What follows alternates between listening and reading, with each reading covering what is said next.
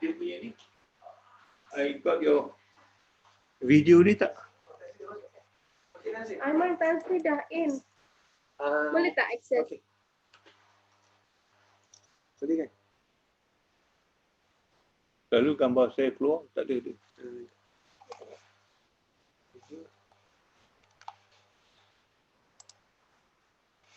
Okay. Okay, ada.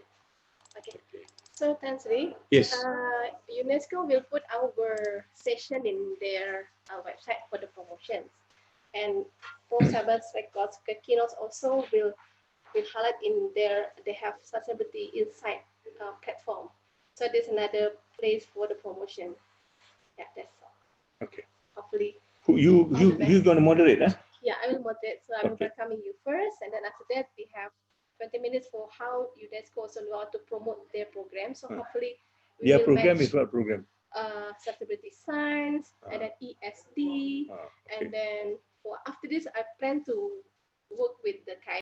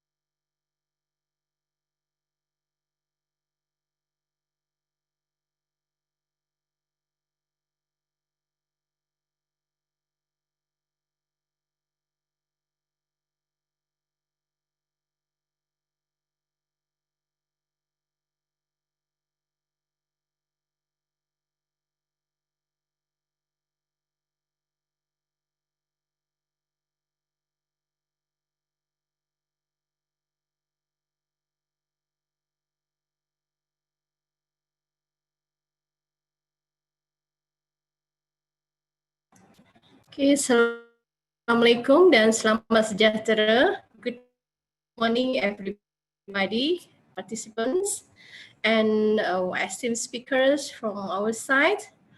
So this is the first IIUM sustainability webinar. They're trying to promote a platform for a dialogue on various issues related to sustainability.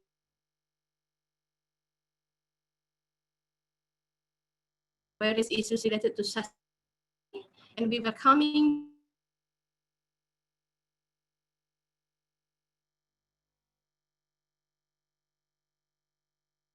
Okay. Okay, can I begin, Irina? Assalamualaikum. Can you hear me? Yes. Okay. Is it? Why am I using? Okay. Can I begin, Irina?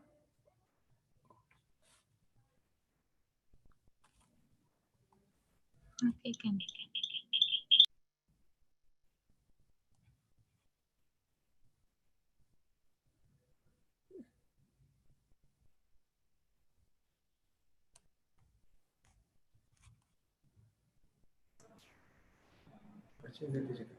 Yeah. Good morning, everybody. So for the first IIUM Sustainability webinar, we have 8 speakers for 50 minutes of presentations. And we have esteemed keynote speakers from IIUM International Islamic University Malaysia Director Tan Sri Zulkifli Abdul Razak, and also the Professor Sabah Khan, the Director Regional Science Bureau for Asia and Pacific, the UNESCO office in Jakarta. So for the first keynote speech, we would like to welcome Professor Tan Sri Zulkifli bin Abdul Razak to give his presentations. Welcome, Tan Sri. Okay. Assalamualaikum warahmatullahi taala wabarakatuh. Greeting of peace and a very good morning. Let me first of all take this opportunity to thank the organizer for giving me this opportunity to share with you a little bit of what we have done in this university in trying to promote sustainability issues and also using transdisciplinary approach to make it happen. All right. I would like to go back perhaps to middle of 2018 when we decided to go into what we call the whole institution transformation, looking at how we can embed sustainable development, or more appropriately, education for sustainable development into the whole structure and also curriculum of the university. So I would like to share with you some slides, if I may, just to give you a little of background so that then we will follow through with what we are doing exactly. Now, the first thing that we did is to have some sort of a structural change. In other words, the whole idea of communicating what we want to do in terms of the kuliah, which is the faculty, and also the structure of the university. We have decided on a strategy of sustainable development. What structure do we need to have? And I think one of the main structure that is important for us is to advocate this whole idea of sustainable development, particularly in IIUM. At that particular point, nobody actually has a deeper understanding of what sustainable development is all about. So this communication structure, I think, is very important for to communicate to other organizations that is working on a very siloed sort of basis. They just talk about their own department or their own faculty, their own member of staff, without any regards with other members of faculty or even the structure within the university. So we created what we call the communication, advocation, and promotion for change sort of structure to allow people to understand what is it that we want to do. The second structure that we created for this is what we call the Office for Knowledge for Change and Advancement. Now, we want to advocate that the change that we're going to come is coming from a kind of a knowledge that we have got, which is called sustainability, that needs to be put in place in a proper perspective so that this can be the basis of change that we want to move forward. And that, I think, needs to be acknowledged by the kuliah or the faculty itself so that this idea of sustainable development could be mainstream in the things that they do, all is while which has not in line with sustainable development. So this office becomes almost like the heartbeat or the pulse of the university in trying to direct people to where they need to find information or curriculum or whatever they have as far as knowledge is concerned that relate to sustainable development. And last but not least, we created another office for strategy of institutional change. This is a very massive work. In other words, there are structures that needs to be reorganized totally so that people can work together, so that passages of knowledge can be passed from one to another, so that the flow of activities among different staff or even organization can be done in a very aligned way. So summarily, these are the three things that we do, and this is the one that allows us at the end of the day to move into what we call the regional centers of expertise for sustainable development. I think most of you know that this is a program under United Nations. United Nations allows us to be so-called the regional centers of expertise. The moment we've got our structures done, the moment we have got our activities done, and we applied for this, and in April this year, we were accorded the Greater Gombak Regional Centers of Expertise for Sustainable Development, that eventually all of these then will be realigned into what the Regional Centers of Expertise for Sustainable Development is meant to do. I think this is the fundamental, the basis that we start. At the end of the day, this will then be translated into what we want to do.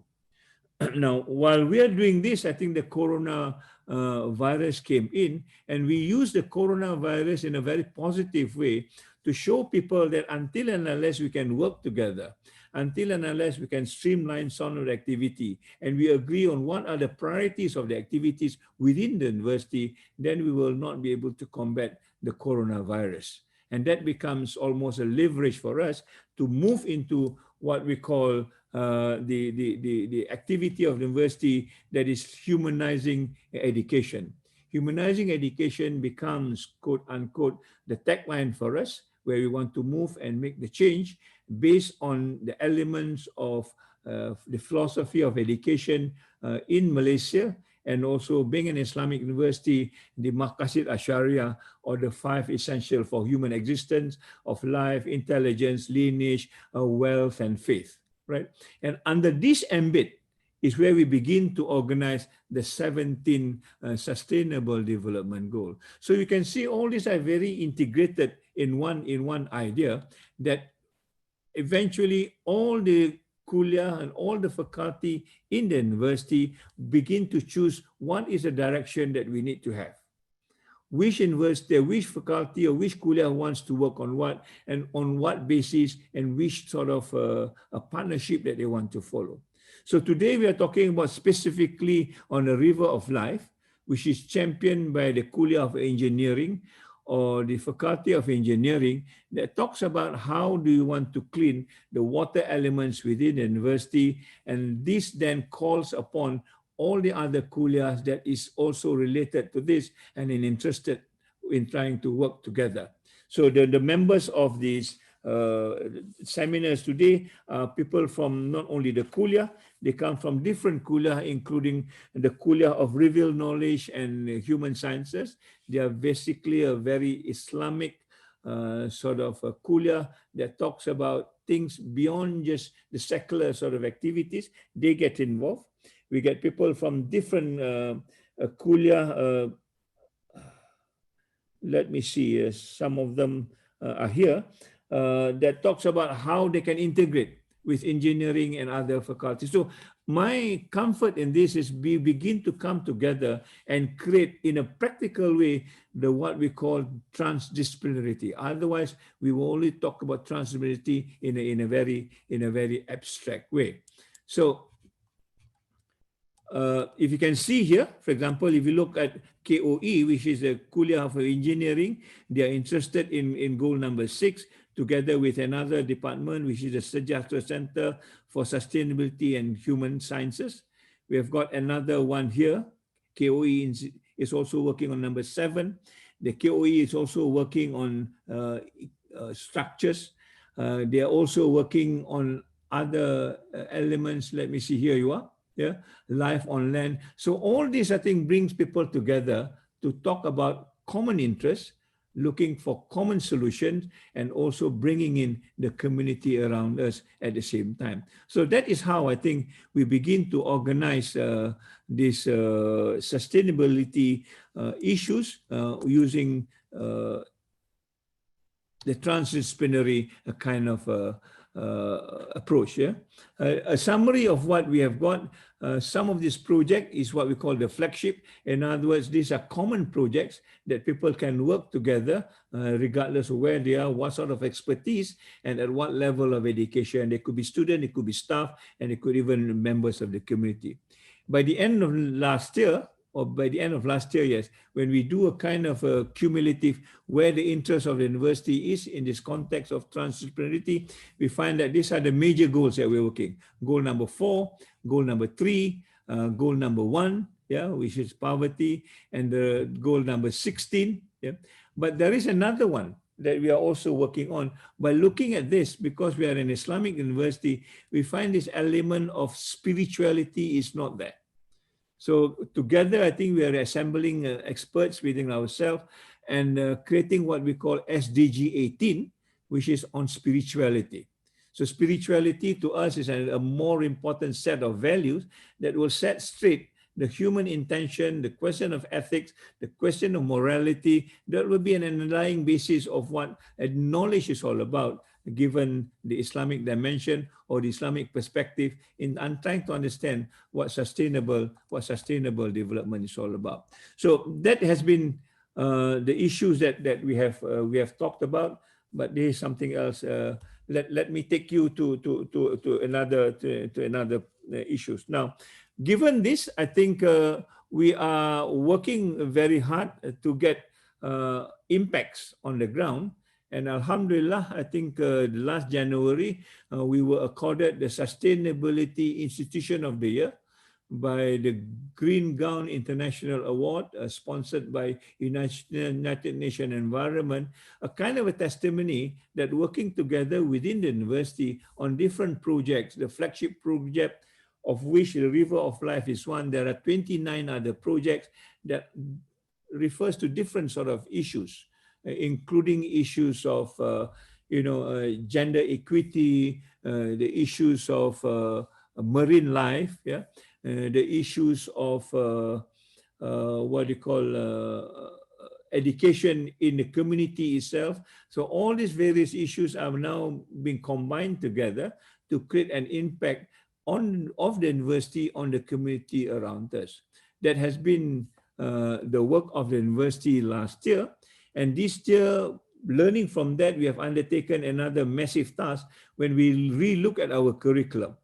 I think we are now revising all our curriculum to make sure that they are realigned on sustainable development, to make sure that they are actually working together cross-discipline, transdiscipline if you want to make sure that the students and the staff are involved in community engagement. Community engagement becomes one of the big, outcome of this. All knowledges that we have got, how do we translate this for the benefit of the community, to make sure that the community is brought up to a level that is also sustainable, to reduce the kind of disparity among society, and to make sure that the university is part and parcel of this community engagement around us. So I guess that is generally what this university is trying to do for the last 2 years. And we hope this will continue in the context of the new quote-unquote normal, where we think education now needs to take a different stance altogether, making sure that society are more organized in a just, in a fair and in equitable way. And this is where I think the opportunity is, given the pandemic, and to understand the pandemic in that particular context. Maybe I would like to add that how this pandemic also initiates some of the activities that our student has done. The student during the lockdown period has organized themselves into a teams of activities that could help the community immediately. One that I'm so proud to tell you about, where the students converge together and start what they call the sewing brigade. These are students coming together. Some of them have got knowledge how to sew, and they solicit donations of materials and textile from people who wants to donate. And I think they together sew this PPE, the personal protective equipments. And I think over that period of 2 months or so, I think they managed to make more than 5,000 of this PPE to be distributed to the hospitals, to the district health outlets, so that they can also use this to protect themselves as they deal with the coronavirus, which we do not know much at that particular time. I mean, these are the benefits that we get once we begin to understand how students can work together in a multidisciplinary way, and how they can actually realign themselves to the idea of saving the community, giving the community what is needed to make them survive the kind of pandemic and the challenges that's going ahead. We are now planning this as a major activity of the university, that it becomes a continuum of what they have learned in the last 2 or 3 months under the lockdown period. So Irina, I will stop there for the time being. If there's any question, if there's any issues that you want me to elaborate, I'll be more than happy. I'm sorry that 15 minutes seems to run very fast. Let's listen to others and maybe we can talk about it later. So thank you very much. Assalamualaikum warahmatullahi ta'ala wabarakatuh. Thank you very much, Tan Sri. And since we are very limited time, so we would directly goes to this number of seconds keynote speaker. So we would like to invite Professor Sabah Khan to give his speech. Professor Shabas. Okay, thank you very much. Can I share my screen, because you need to unshare the previous one before I can share my. Okay. How do you take out ni? Apa ni? Yeah, you need to stop sharing, Professor. Yep. Let me do that. Just hold on. Keluarkan saya punya screen. Stop. Okay, Alhamdulillah.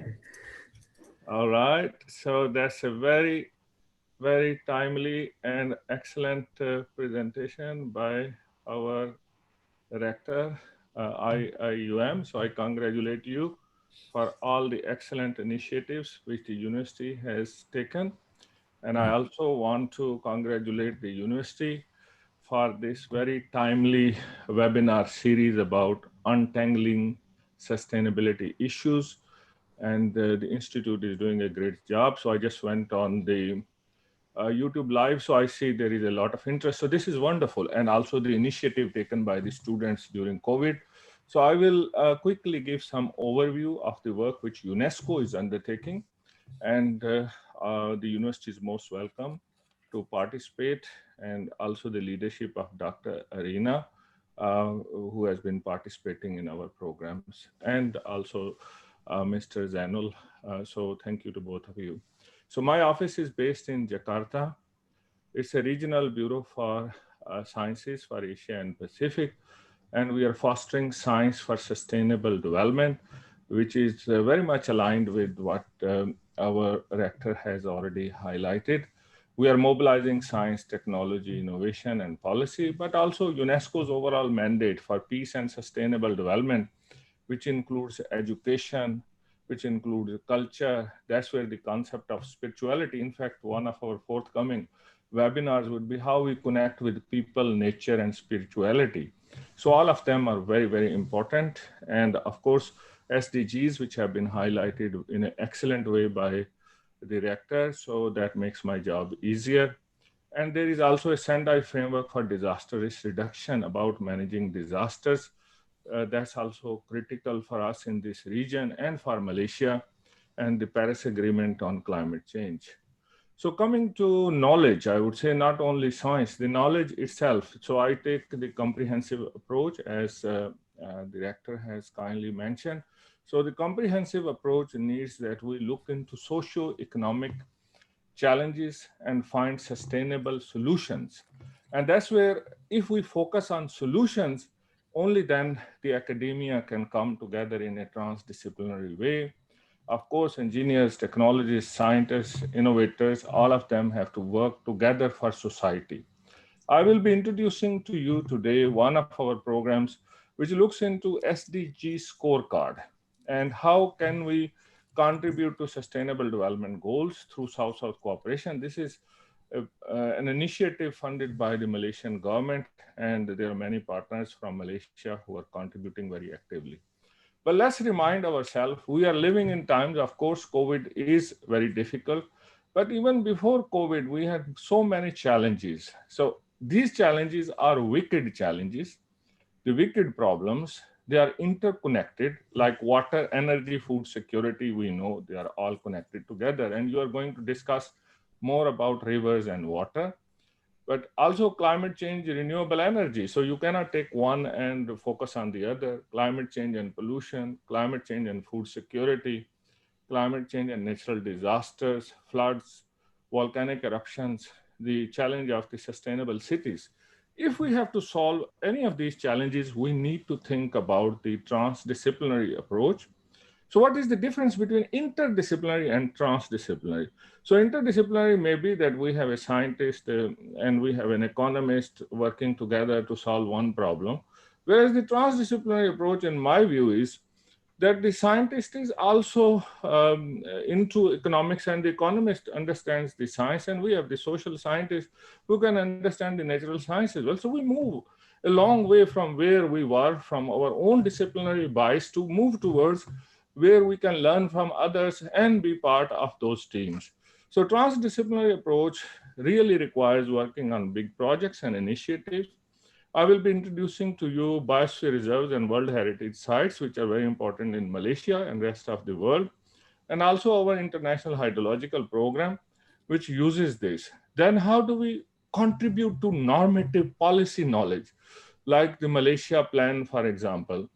How do we actually contribute to the sustainable development goals? How can we bring those recommendations at the highest level?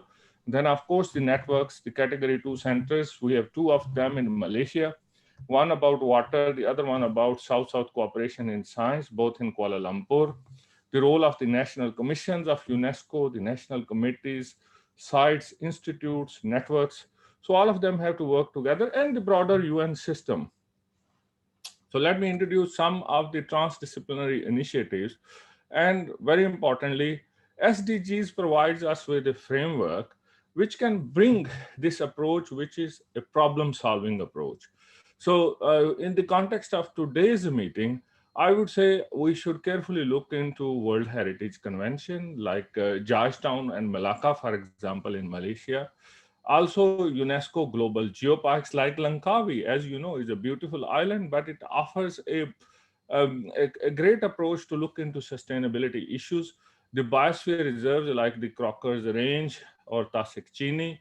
So those are very important programs within Malaysia, where the Malaysian government is showing a lot of interest and leadership. And then very importantly, the challenges which are facing Orang Asli, the local and indigenous knowledge, and the knowledge which is related to our spirituality. Then also the International Hydrological Program, the Intangible Heritage, the programs related to World Water Development Report, the programs which are looking into social transformations, the social sciences themselves.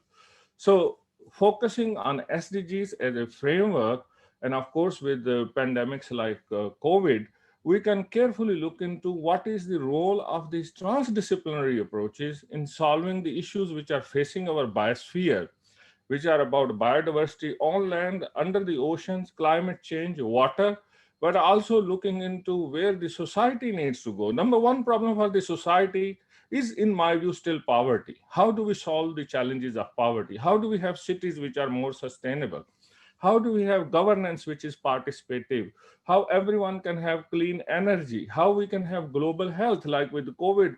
Who will get the vaccine first? Very big challenge, and who will be left out? So how do we make sure all of them are empowered? Education for all, the gender dimension, and food security. And economy has to continue on sustainable basis. That's where the SDG number 17, which is about cooperation at all level, bringing all the international dimensions, and of course, Sendai framework and Paris Agreement work along with this. So it has been mentioned the sustainability science, and I'm very happy to mention the work of Dr. Arina and Dr. Zainal, who have contributed to UNESCO program. So sustainability science is about moving from innovative ideas and knowledge to a sustainable society. And in the process, you bring social systems, which includes spirituality, which includes understanding of human behavior. How do we act in different situations, along with the interdisciplinary technical knowledge, which solves these big global issues, from evaluating a science-based approach all the way to a sustainable society. So let me now very quickly mention UNESCO sites, which have been highlighted before, and for Malaysia, very important. In the world, there are 1,969. The sites continue to evolve. There are World Heritage sites, which are cultural, natural, mixed sites. Like in case of Indonesia, I'm sure you know Borobudur, that's a cultural heritage site. There is a natural heritage site, which is the site what we call tropical rainforest heritage of Sumatra. And there can be mixed sites, like, for example, what we have in Bali. And of course, in Malaysia, you have many such sites. Biosphere reserves, which are in 124 countries. And I gave the example of Tasik Chini, very important lake in Malaysia, and the ecosystem which surrounds it, and the people who are working together, and the Orang Asali, and then the geoparks like Langkawi, very beautiful sites.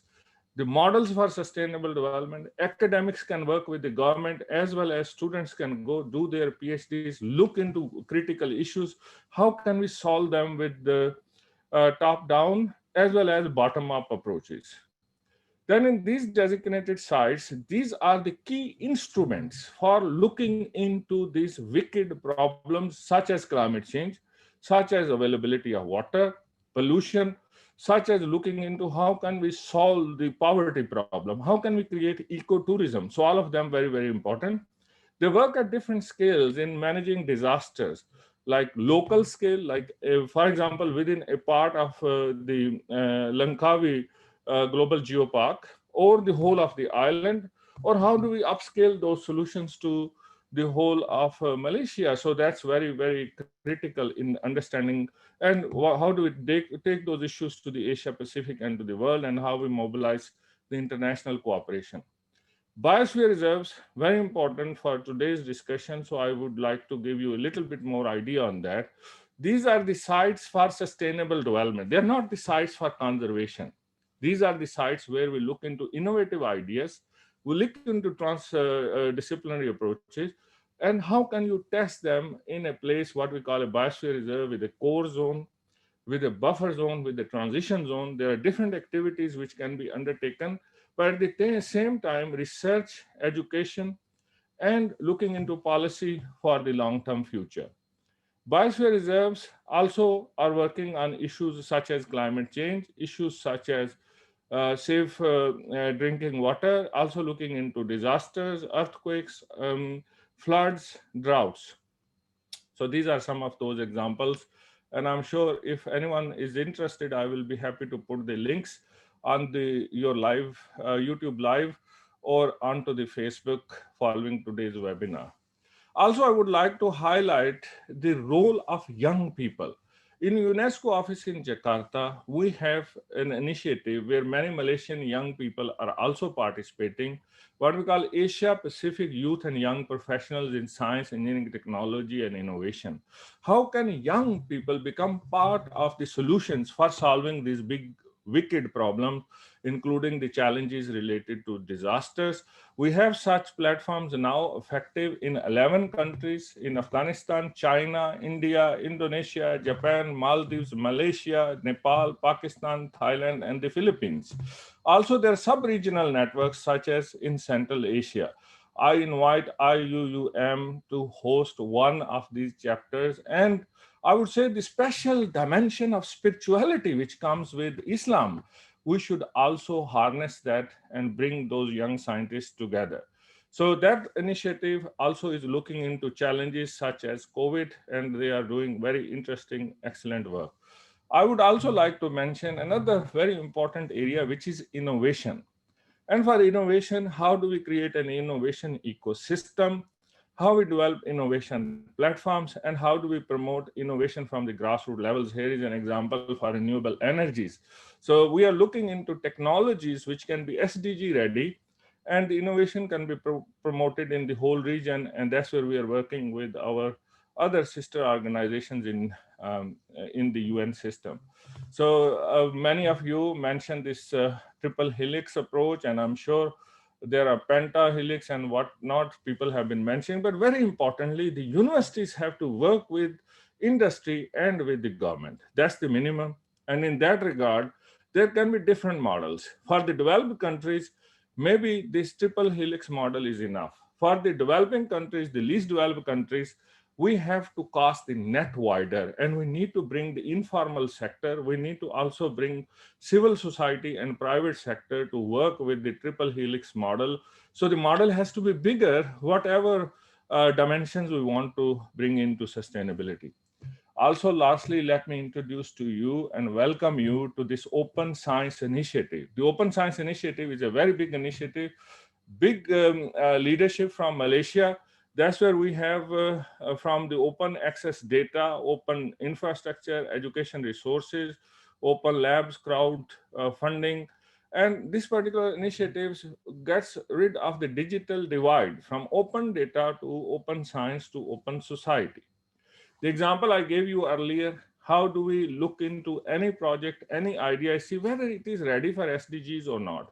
That's where we have this Asia Pacific facility for accelerating science and technology for the SDGs.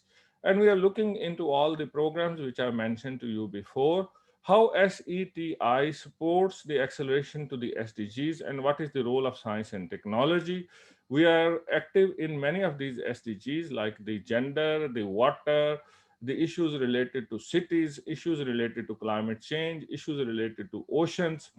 Also, very importantly, forest degradation, biodiversity, and the international cooperation. So with a lens which looks from many different directions, how do we assess a project, the endeavor is really contributing to solving those problems? And there are many excellent examples now available in the SDG scorecard.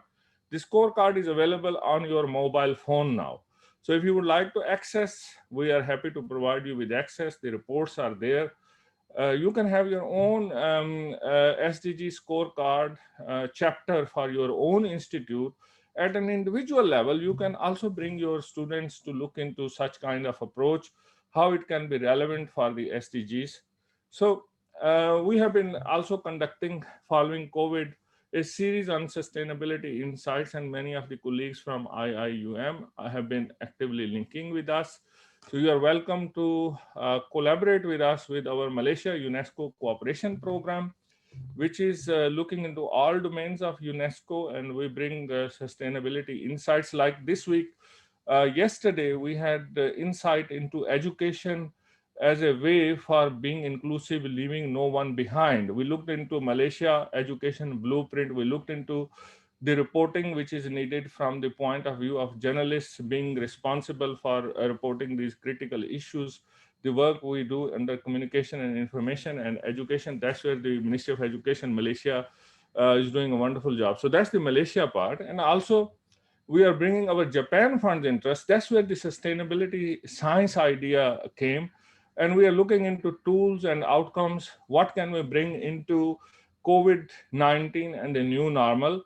And very importantly, how can we promote this transdisciplinary approach through customizing knowledge? You can follow us. UNESCO Office Jakarta is on Facebook as well as on Twitter.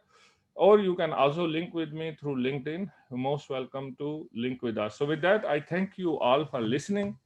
I thank again the organizers for inviting UNESCO.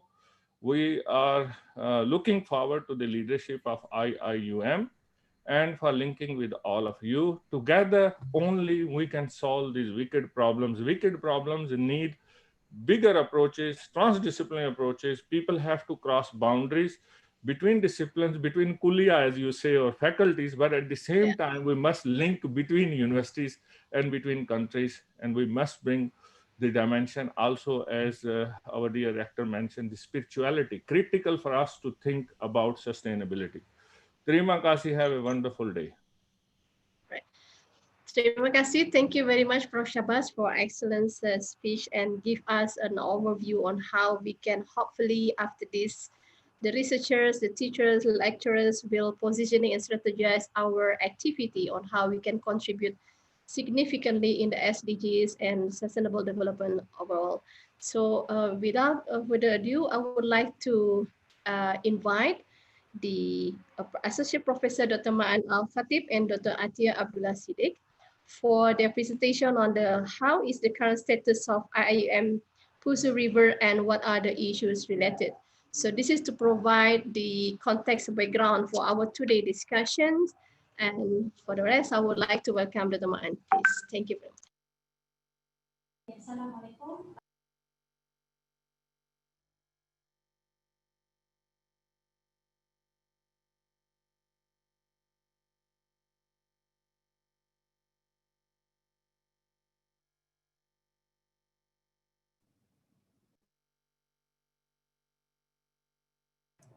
the speakers, Dr. Antia. Yeah, Okay. thank you. Let's start with the introduction of IIUM River of Life flagship. It started formally as a flagship at the end of 2018 by a group of people who are passionate about the environment in general, river.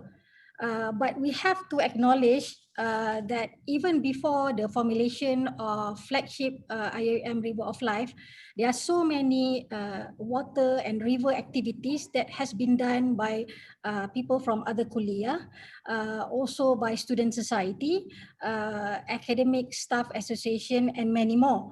So when the university started with the flagship, there is where we formalized IIUM River of Life as one of it. The aim of IIUM River of Life is to inculcate awareness about the importance of river and environment among the IIUM communities as well as the general public, especially on empowering the communities, and then also establishing a smart partnership with government agency, private sectors, and many more. There are four actually main areas in IIUM River of Life, whereby we have, I think, most important community empowerment and education. It was previously community engagement, but we changed because we want to people to be empowered, people to take their own action, and then to improve on the role of the young generation. Now, in community empowerment and education, it goes on caring for the river.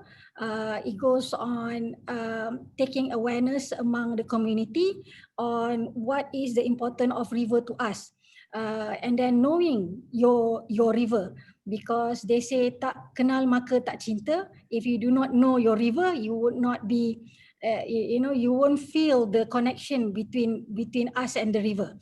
The next one is research, whereby we promote all the, because we are in higher education, so we promote innovation among the kuliah to come up with innovation. And then all these challenges in the Sungai Pusu is a good opportunity for researcher to explore solution that can help and implemented to address all these problems. The next one is biodiversity and beautification.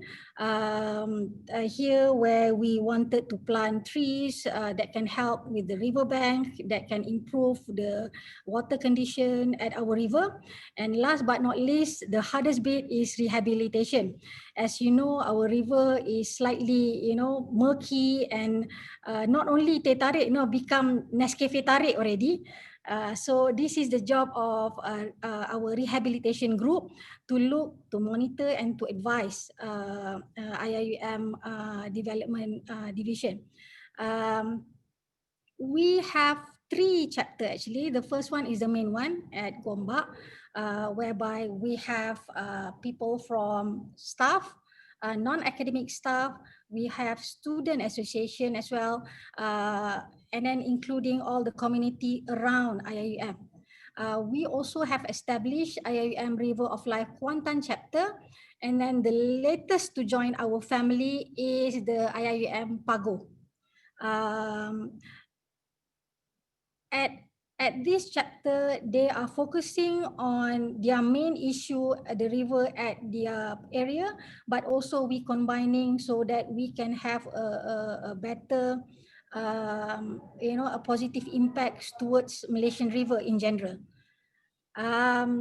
In order for networking, I would say IIUM River of Life has managed to partner with a lot of flagship, government agency, private sector, NGOs, local school, local communities around the university, and also outwards of it. I guess overall we would say we would like to promote IIUM, so River of Life, so that not only for IIUM community, but we welcome opportunity for partnership from the local community and also from other agency as well. Okay, now we are looking at the current issue of Sungai Pusu, which directly enter our IIUM River of Life. And with that, I would like to pass to Dr. Ma'an to cover this. Okay, thank you, Dr. Atia. Thank you, Dr. Rina, for the invitation. And I welcome everyone to this webinar. And probably I need to share my slides, Atia, if you don't mind. Thank you. All right. Okay, so as Dr. Atia has mentioned earlier, on the areas of action that we work in IIUM River of Life, and looking at the current status of our river, especially in Gombak River. We have other rivers which are in Kuantan and Pago, but their rivers conditions are much better. Probably I will highlight this later on. But on the current status of our rivers, as you can see, this is our campus, and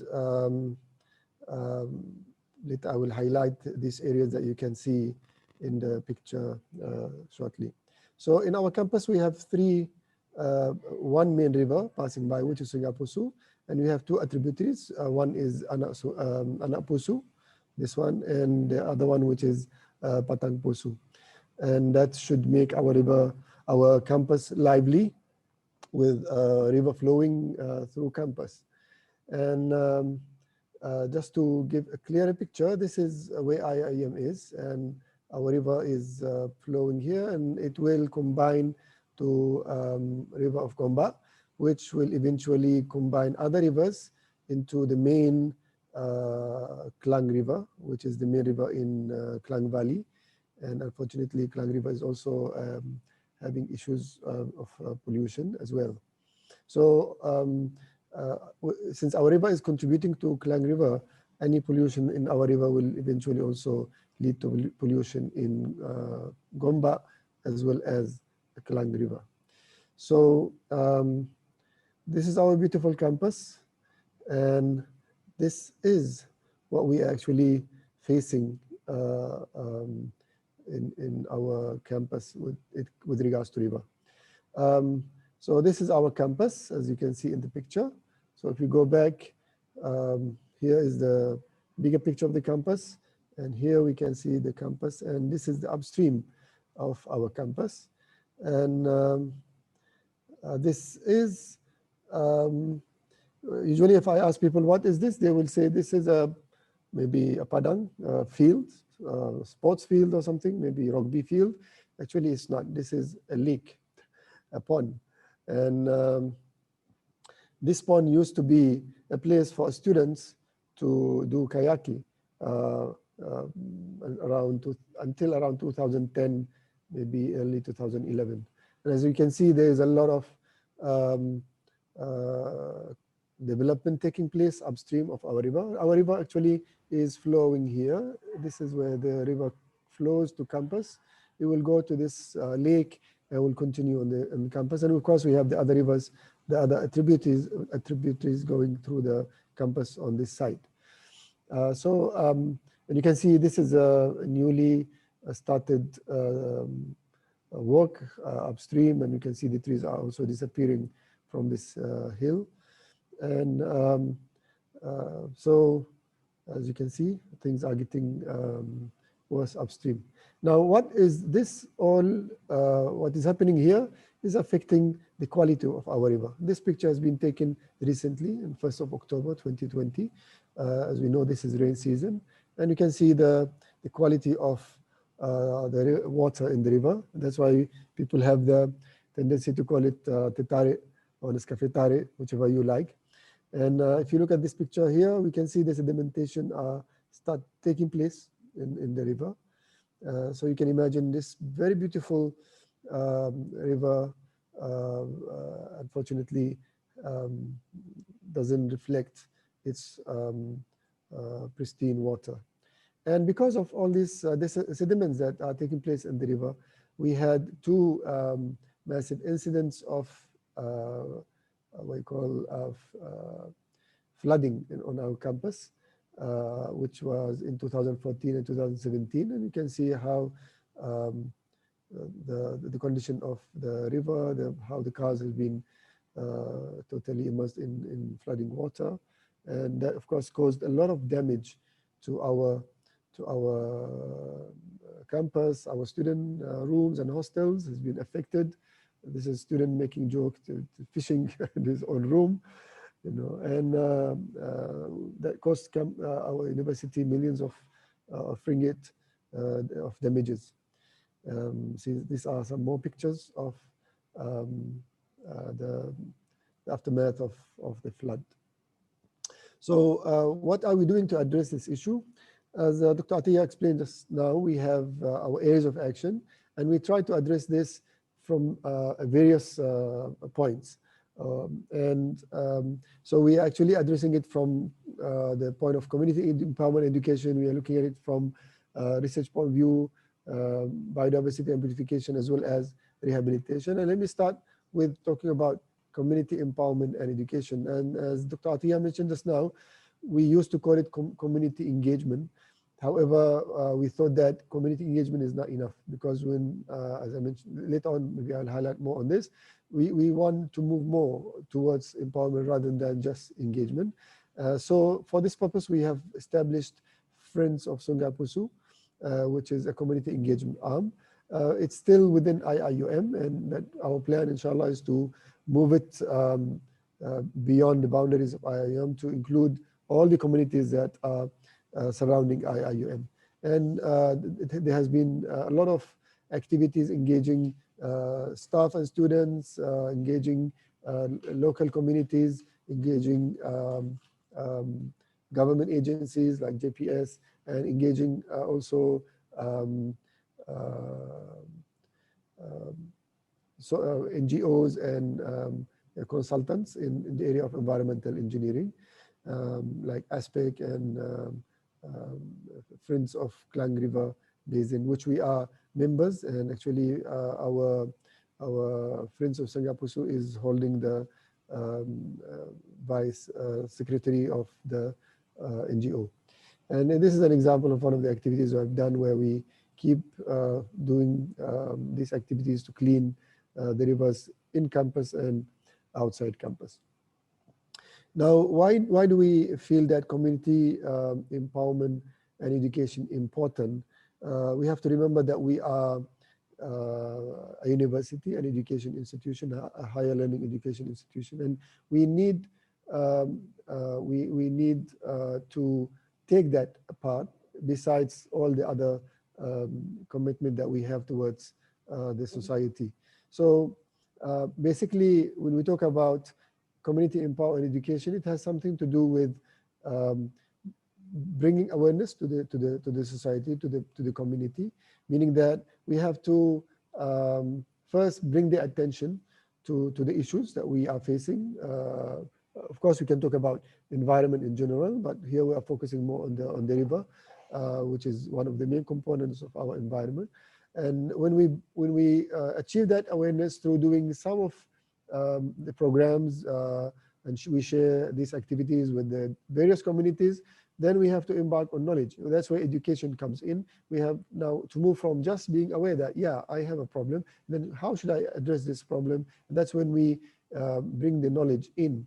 And the moment that the knowledge is achieved, that will definitely create commitment of the learned person, being a student, being a staff, being the university, or a local community which is around our university.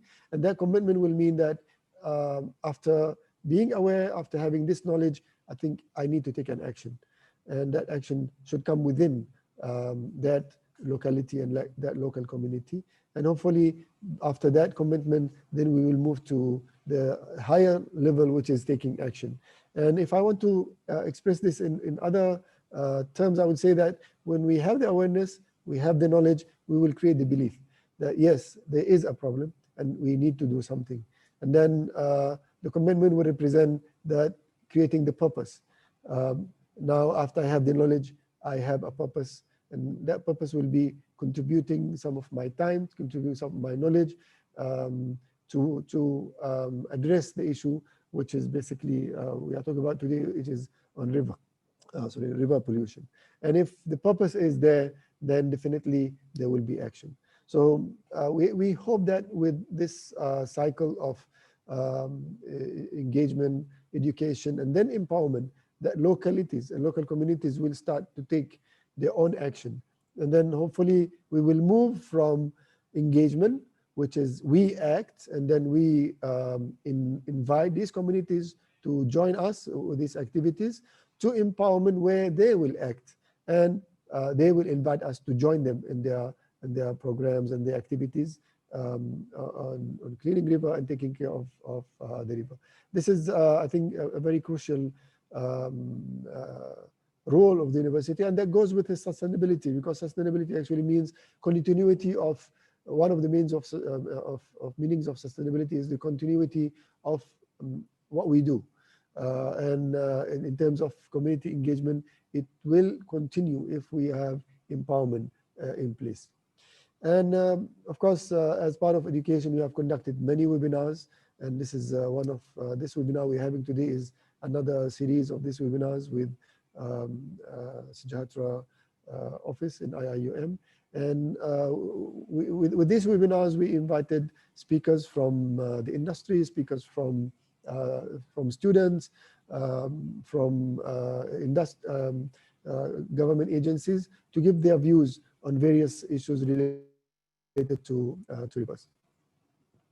And besides that, we also involved the River of Life into education through integrating it with the curriculum that we are teaching in the university. So there are various courses where we were able to integrate the River of Life into these courses, like, for example, integrated design project, where some of the problems are actually taken from the river, and the students have to come up with a design that could address this issue.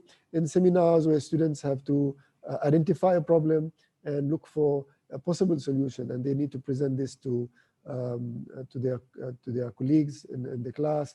Of course, environmental engineering, which is directly related, environmental law courses, environmental science, and this is in collaboration with UPM. So we are not only doing this within campus, we are also going outside campus and getting involved with other universities and other students. So under this program, we will have students from UPM who will come to our campus.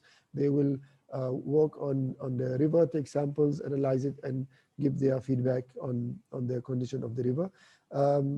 Also under technology, society, and environmental change, the final year project, hydraulics, water resources and hydrology, and of course also our College of Architecture also is involved has involved some of their courses and the students in River of Life project.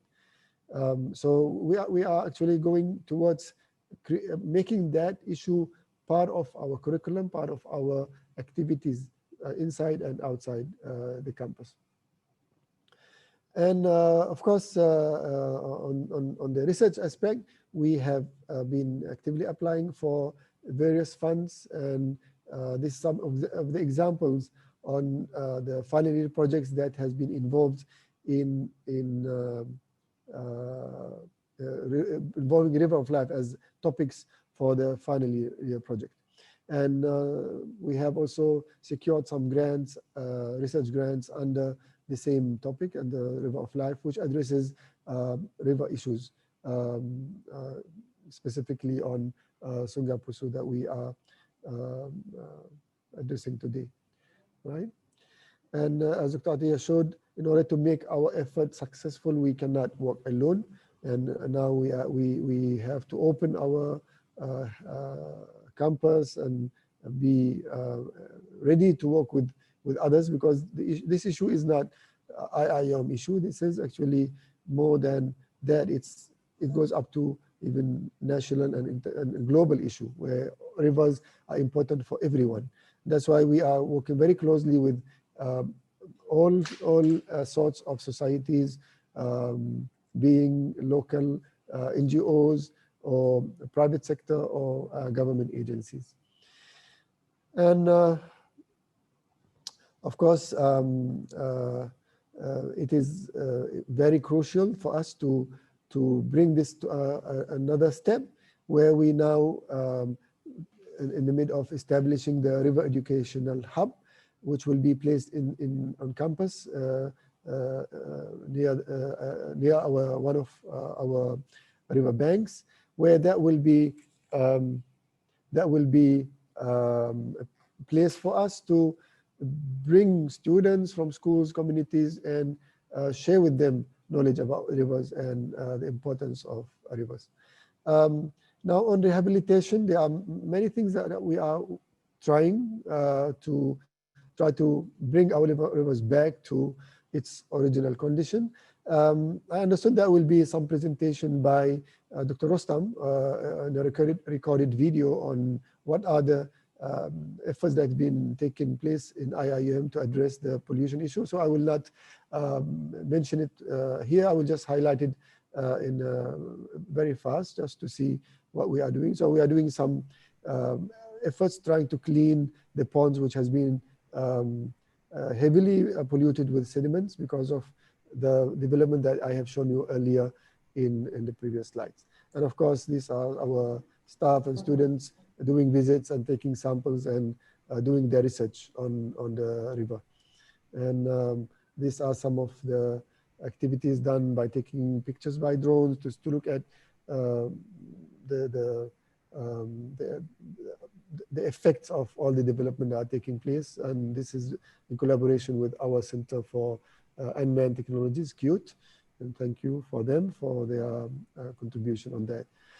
And this is another effort that has been taking place in Kuantan, where, as you can see, the river in Kuantan is much, much beautiful and clean compared to our river.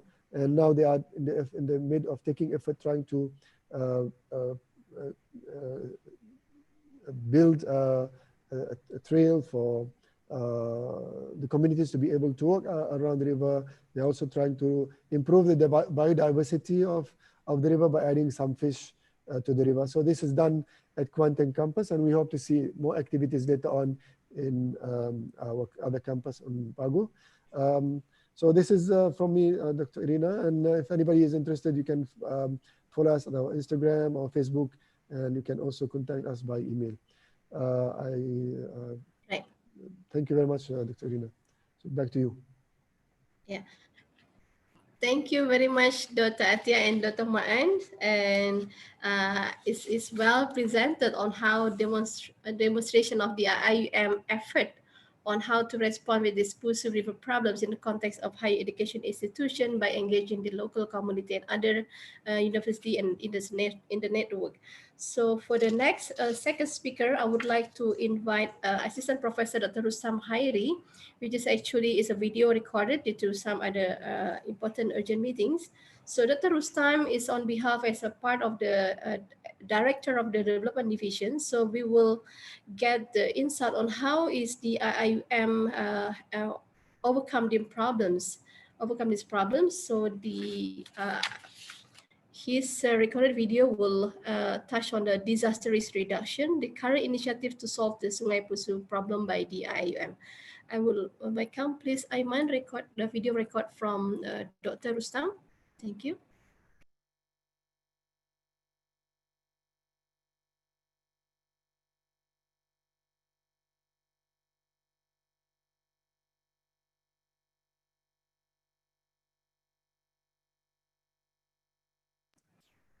The voice, please, Aiman.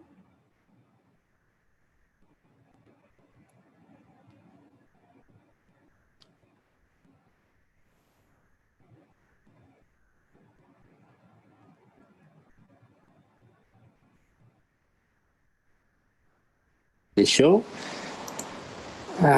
So this topic actually reminded me of the old song Bangau of Bangau, which I will cover inshallah at the end of the presentation. So basically, we will look what are the issues that are faced by our campus. From the background, looking at his history, the Gombak Master Plan.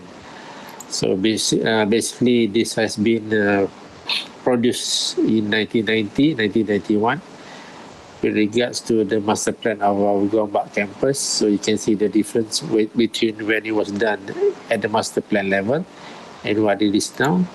But take note of the our main focus with regards to how to deal with environment, harmony of forms with the environment. Taking the advantage of streams, of the fauna and the flora, everything on campus.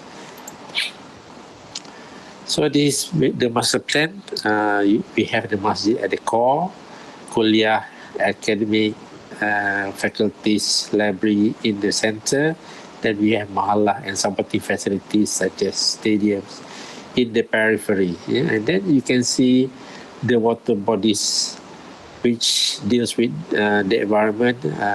This is focusing on flood mitigation and also for recreational purposes. So we have a series of rivers and ponds, and to ensure that the surrounding communities especially is not affected from the development of the Gombak campus. Overall, there are about 7 ponds in IIM campus, Gombak. So we have number 1 over here, all the way to number 7 near our gate number 1. And water flowing into the campus are from pond number 1, number 3, and number 5. Because Sungai Pusu and the upstream are on the northern side of the campus. So you can see here the pond number 1 as it was in 2010. Lots of water, even though you can already see some deposit of silt at the north side. And it became worse from 2014, where only the southern part and the middle and the northern part, some with water flowing through, but the rest are all with a lot of sedimentation. This is from a report prepared by Kuliah Engineering 2014. So just to see the difference between 2010 and 2014. And this is one of the photos that I found on the internet, showing some our students or staff enjoying kayak in 2010 in pond number 1. And moving on to pond number 3, even as early as 2010, about 15 years after occupation of the campus, we can already see much of the part of pond 3 already silted up. And then we have only this portion in the south that you can see running water, and it becomes worse based on this photo of 2014. And if you have looked at it at the pond number 3 now, this is how it looks. I took this photo last week. This is body on the right, and you just have a small stream. I'm not sure whether it even qualify as anak sungai. So all this used to be a pond previously. So what are the contributing factors to this? Mainly is the land clearing activities, improper land clearing activities upstream, with sedimentation significantly decreasing the handling capacity of rivers and ponds on our campus.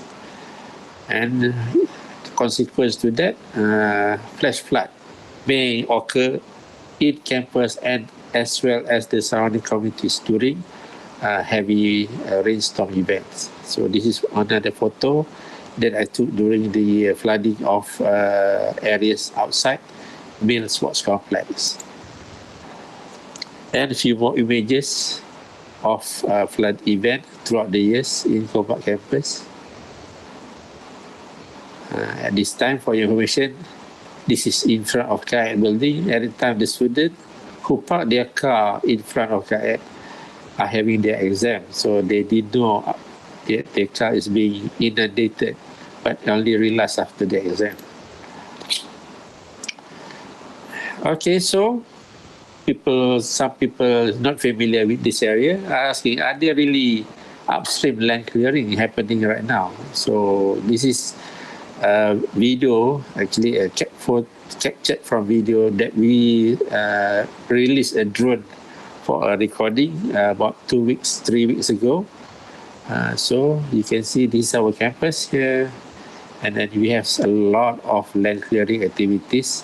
And this one here is our first line of defense against incoming silts from the upstream activities. So this is pond number 1 that I showed you just now earlier, right? So we have a series of pond, retention pond, to intercept silt from coming into the river. Pond number 1, number 3, and number 5 at the other end.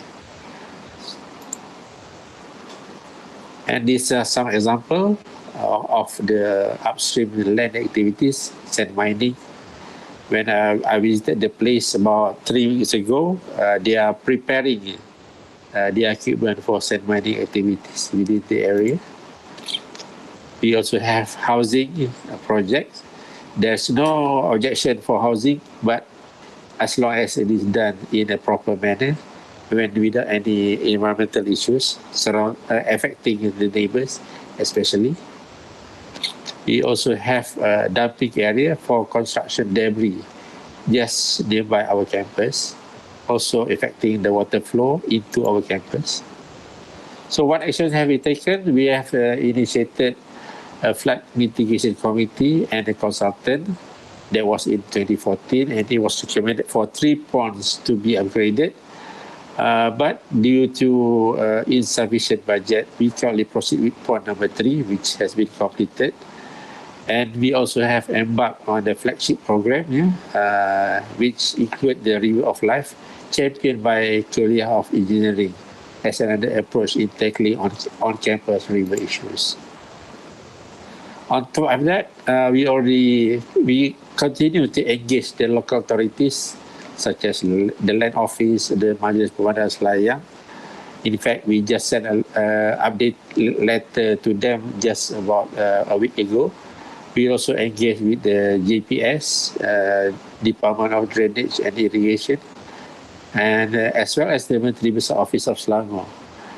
And since the Raja Permaisuri Agong is currently our constitutional head, we also update the Yang Di-Pertuan Agong regarding the difficulties that we have with upstream activities.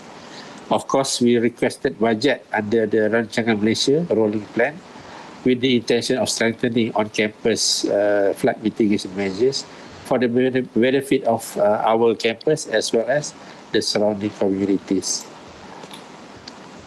On the maintenance part, this is an ongoing exercise. The maintenance of rivers and ponds, all of the water bodies in Kopak campus is under the IIUM, our facility manager, with the main intention of restoring the functionality of on-campus rivers and ponds. So this is at the north of Pond 1, if you can refer to the earlier layout plan. So the end of my presentation. So what about back to the Bangau at the start of the presentation? So to me, the various actors in the lagu Bangau of Bangau represent also the various stakeholders that we have. You know, we have ourselves, we have the landowners, we have the land office, we have the local authorities. So basically, it's an ecosystem, just like the katak, the rumput, the ikan, and the ular. It's a cause and effect. And also the song is also about a blame game, one party blaming the other. But if all these parties are doing it in terms of river management and all that, up doing what they're supposed to do, then the blame game will not be in the picture, inshallah. Of course, we have to continue to have work on campus, continuous improvement of ponds and rivers, but all this will be useless because if the improper works are ongoing upstream, and we do not want those with responsibilities just to, as what the Malay said, melepaskan batuk di tangga in terms of work ethics. And batuk is also symbolize another component of sustainability, because batuk is the water that we harvested from the rain. So long time already we have practiced rainwater harvesting, but maybe getting forgotten by the new generation. So thank you very much for your attention, and in this era of pandemic, please stay safe, and thank you very much for your attention, and please continue to enjoy this webinar, inshallah. Assalamualaikum warahmatullahi wabarakatuh. Waalaikumsalam warahmatullahi wabarakatuh. Thank you very much, Dr. Rustam. His very excellent presentation. So we get a very hands-on information from the campus director for this in order to respond to this upstream development of Sungai Pusu. And I feel also like, oh my God, so am I the bangau? Are we a bangau in this context? So I hope we can play our roles after this on how we can more actively contribute to find a solution for this blame game kind of initiative. So without further ado, I would like also to welcome the second video recorded from independent water specialist, Associate Professor Dr. Zaki Zainuddin. So please, Aiman. Bismillahirrahmanirrahim. Assalamualaikum. Thank you very much for the invite for me to share a bit of my insights on Sungai Pusu. I am currently not in Peninsular Malaysia. I'm actually in Sarawak. My friends here like to joke. The size of the average river in Sarawak is 10 times the size of the average river back in Peninsular Malaysia. The rivers here in Sarawak are much bigger compared to those in Peninsula. So anyway, back to the question of Sungai Pusu. I think it's no secret that Sungai Pusu is polluted with solids, incurring this very turbid appearance of the river, very murky appearance. So that is the main issue when it comes to deterioration of water quality of Sungai Pusu. I did a study on this back when I was still in IIUM on the loading to Sungai Pusu, and this was quite significant. So I first studied Sungai Pusu when I initially joined IIUM. It was, I think, in 2012 or something like that. The first time I saw the river condition, to be honest with you, it was a bit embarrassing for me, because being a water quality, so-called water quality specialist, talking about water quality preservation, here I am, the river at my own university was in quite a turbid state. So I wanted to get to the bottom of it, to find out what was the reason for the turbid appearance. So I did this site assessment. I went to the upstream segments of Sungai Pusu, and during that time, the first time I went up, the land clearing activities and were not that rampant at that time. You could still see some vegetation. There was even a very nice waterfall there, And but a year after that, I went again, and basically the entire area was cleared out, and even the waterfall was gone at that time. I still remember. So that's when that's how I started doing research work on Sungai Pusu. The status of Sungai Pusu, in my view, has contributed to several mishaps happening throughout the years. I think to a certain degree that has contributed to the flooding events in IIUM. And then also there was a fish kill incident, if you remember, that happened. So we did some measurements on that as well. So yeah, so that is essentially the effect of the polluted status of the river. How to improve?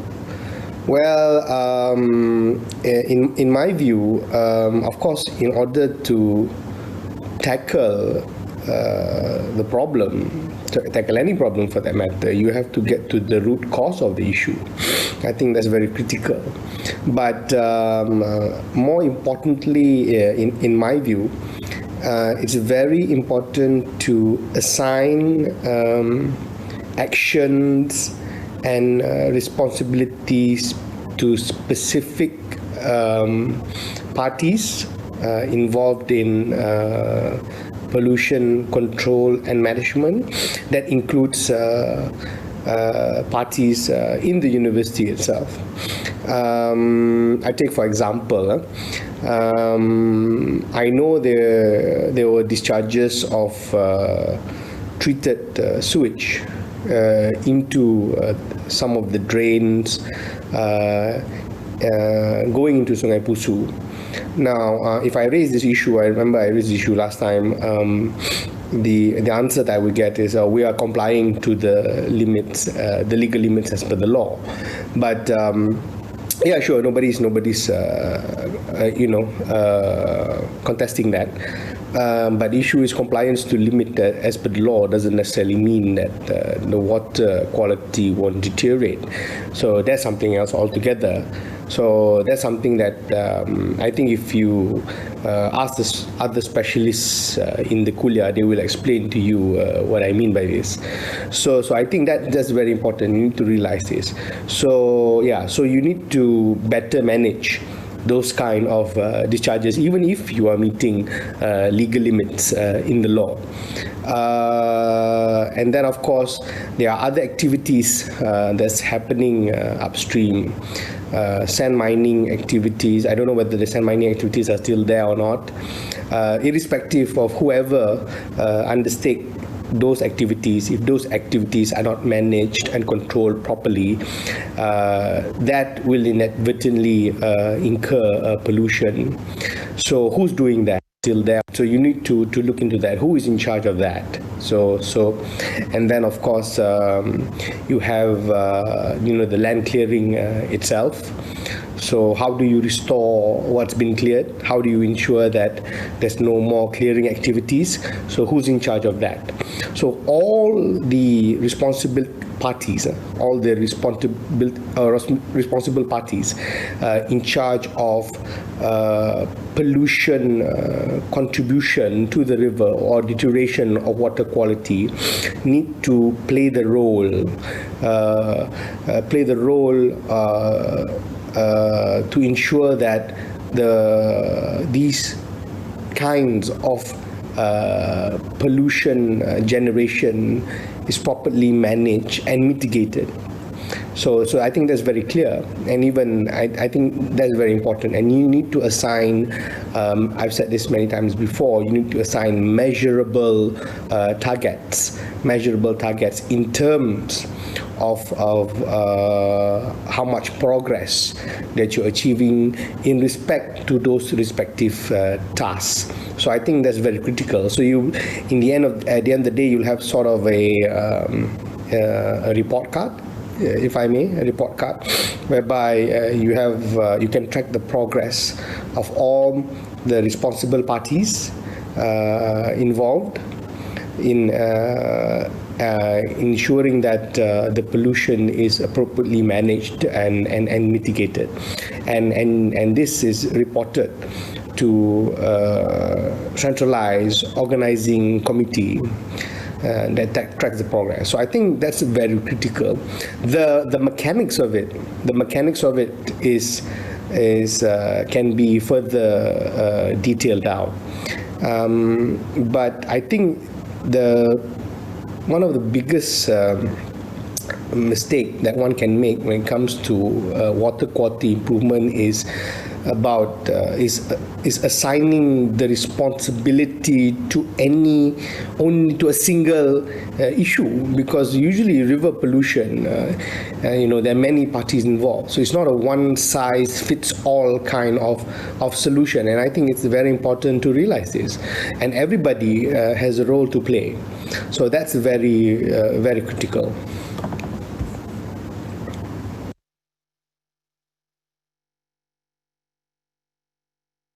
Thank you very much, Associate Professor Dr. Zaki Zainuddin. Definitely his insight on how we can addressing these water problems, water quality problems is not focusing on one single discipline and one single approach, and one size fits all kind of a pollution approach is need to be addressed, well addressed in this, especially for this webinar. So comes to the speaker number 4, which is me. So I will coming myself to share my slides. So I will, after this, all the speakers will a bit addressing the problems from different disciplines. So mine will addressing the wicked problem of Sungai Pusu from sustainability science perspective. Let me share my show.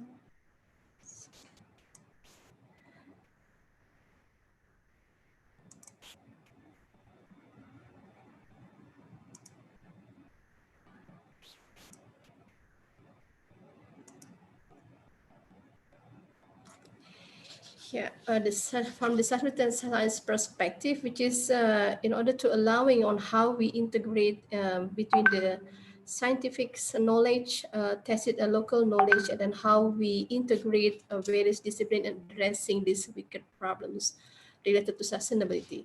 For this, by using the Pusu River as our current topics, so I would like to describe this previous issue from the previous speakers on how we actually all this problem is interrelated based on the system thinking and approach.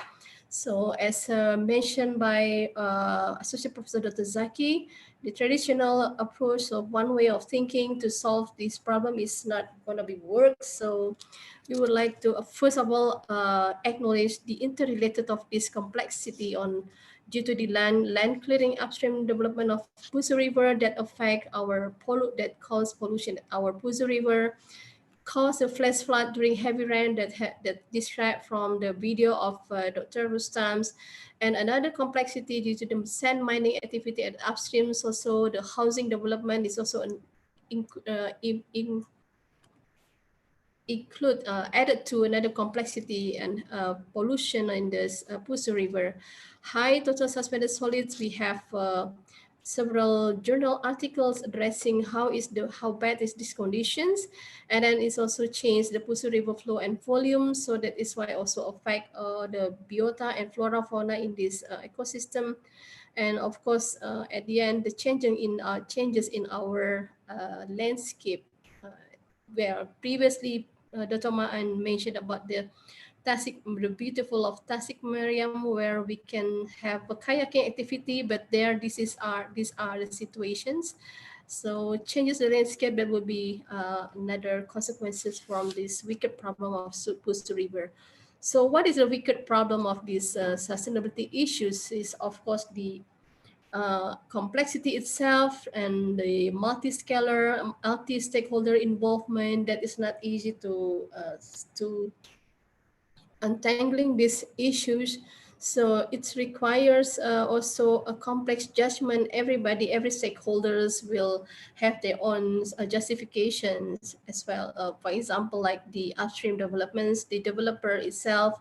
So we can catch questioning on the license issues given, but of course the next speaker will highlight on what are the status of the upstream development from the low perspective.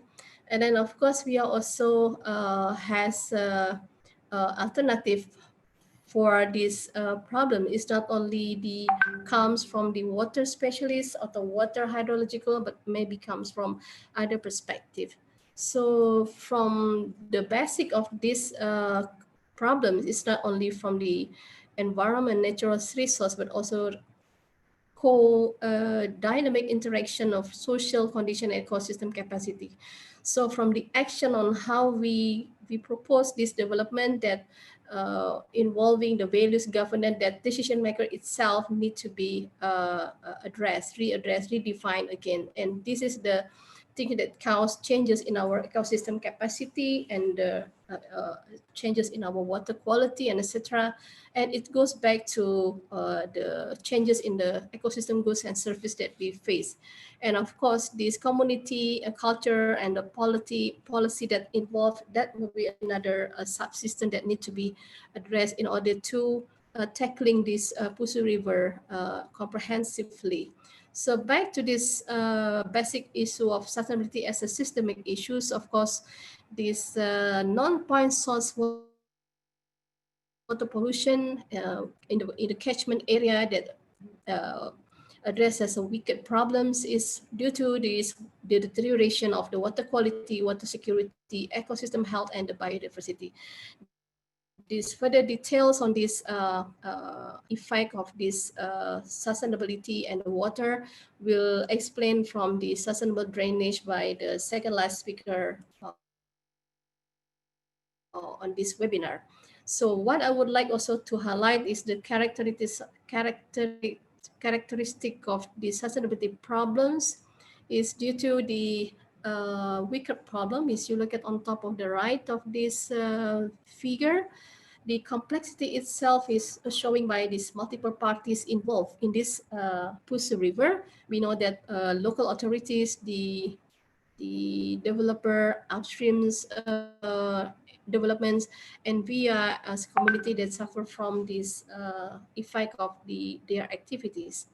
And from this comes from the sustainability science on how is this science is not the science per se, but would rather define as an approach to on how we can use the problem-driven and interdisciplinary scholars to work together in addressing this issue. It's not only the discipline itself, but also involving the community. So how is actually from using this sustainability science, we would like to redefine again our interaction and our rethinking our intersection between the nature and society. So this is how the next presentation, I would like to use the UNESCO Sustainability Science Framework of Action that I've been using Bali in 2017 and the Johor on fishermen issues in 2019. All of this is to educate and to promote the inter and transdisciplinary approach and also democratization of this knowledge. Yeah. How is the interdisciplinary process took place? So if you look at on this, the right team for educational, this is the common approach that we as a researcher, lecturer, we develop the objective for addressing, redefining the problems by our team of member, but we would like you to more make it redefining the problems, co-identification with the local people. So this is what we would like to promote. And then how at the same time we are having this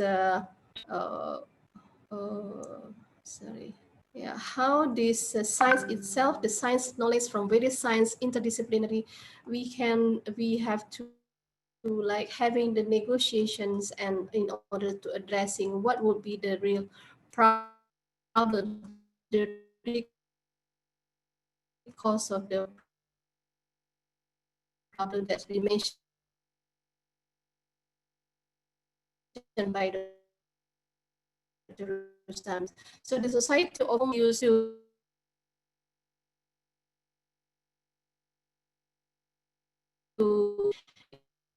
we work together . 」 . 。 . 」 . 」 . 」 . 」 . 」 . 」 . 」 . 」 . 」 . 」 . 」 . 」 . 」 . 」 . 」 。 」 . 」 。 . 」 「 「 . 」 」 」 . 」 .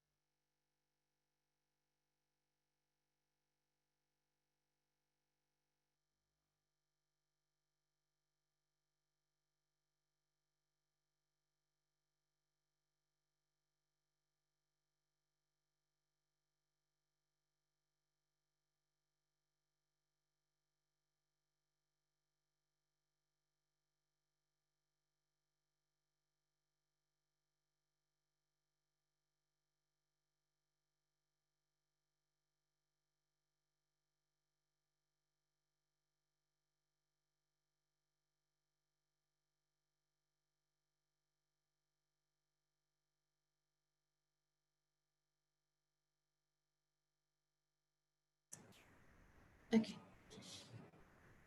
Where is my slide? Sorry for difficulties.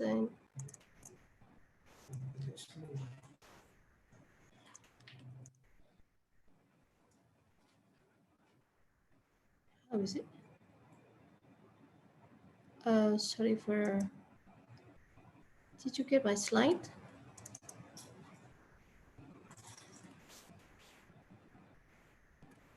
Yeah.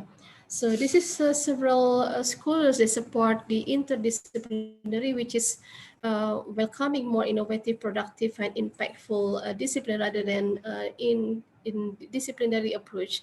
So we would Karina, you like to can't see your welcoming. slides. Sorry. You don't see your slides. Please share your screen.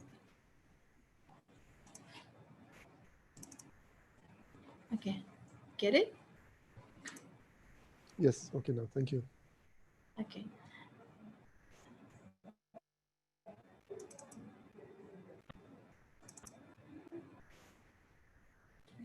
Sure.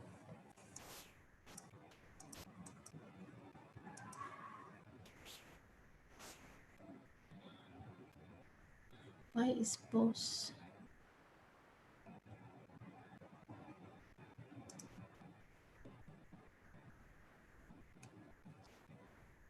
Why there is difficulties on this?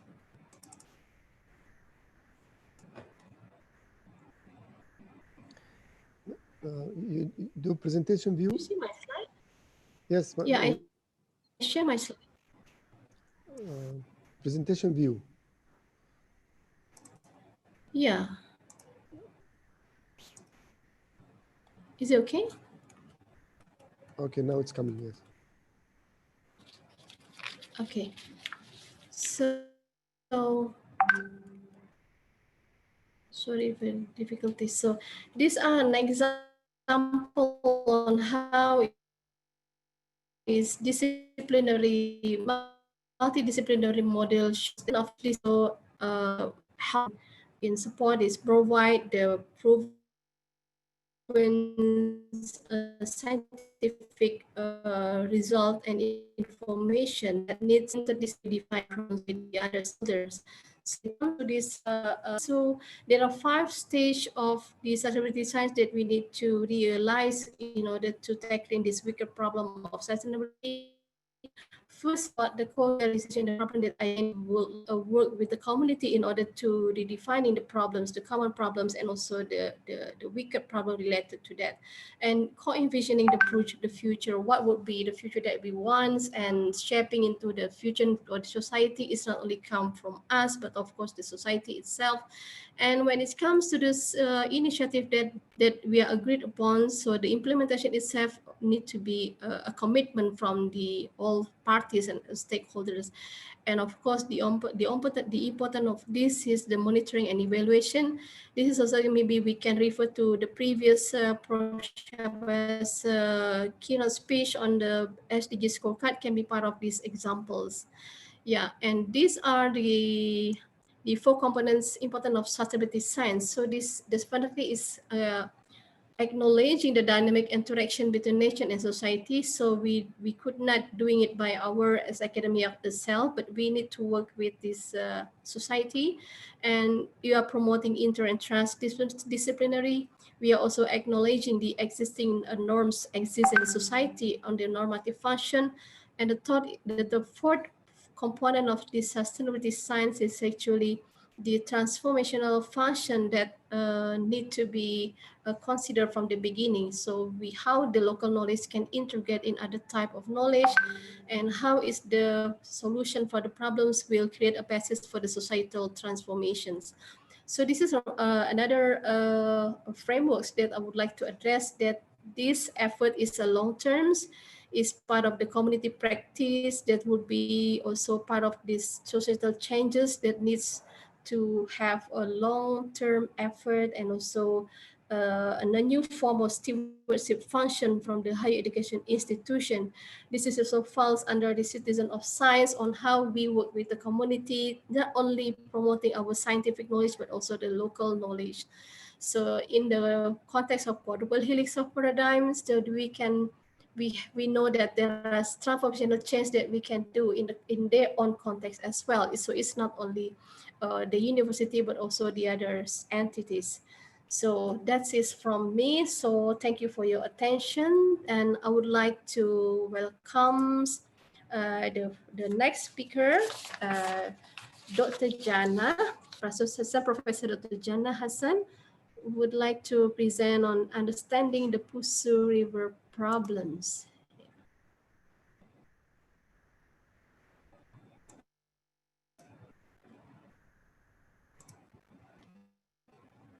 Dr. Jana.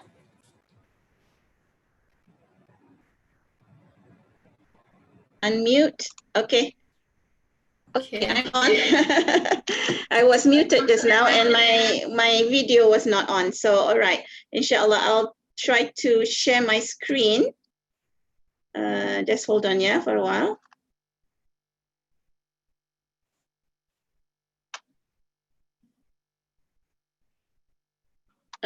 Can you see the screen? Is the screen on? Hold on, yeah? Not yet, not yet. Not yet. All right, just hold on. Just hold on, please. Let's share the screen.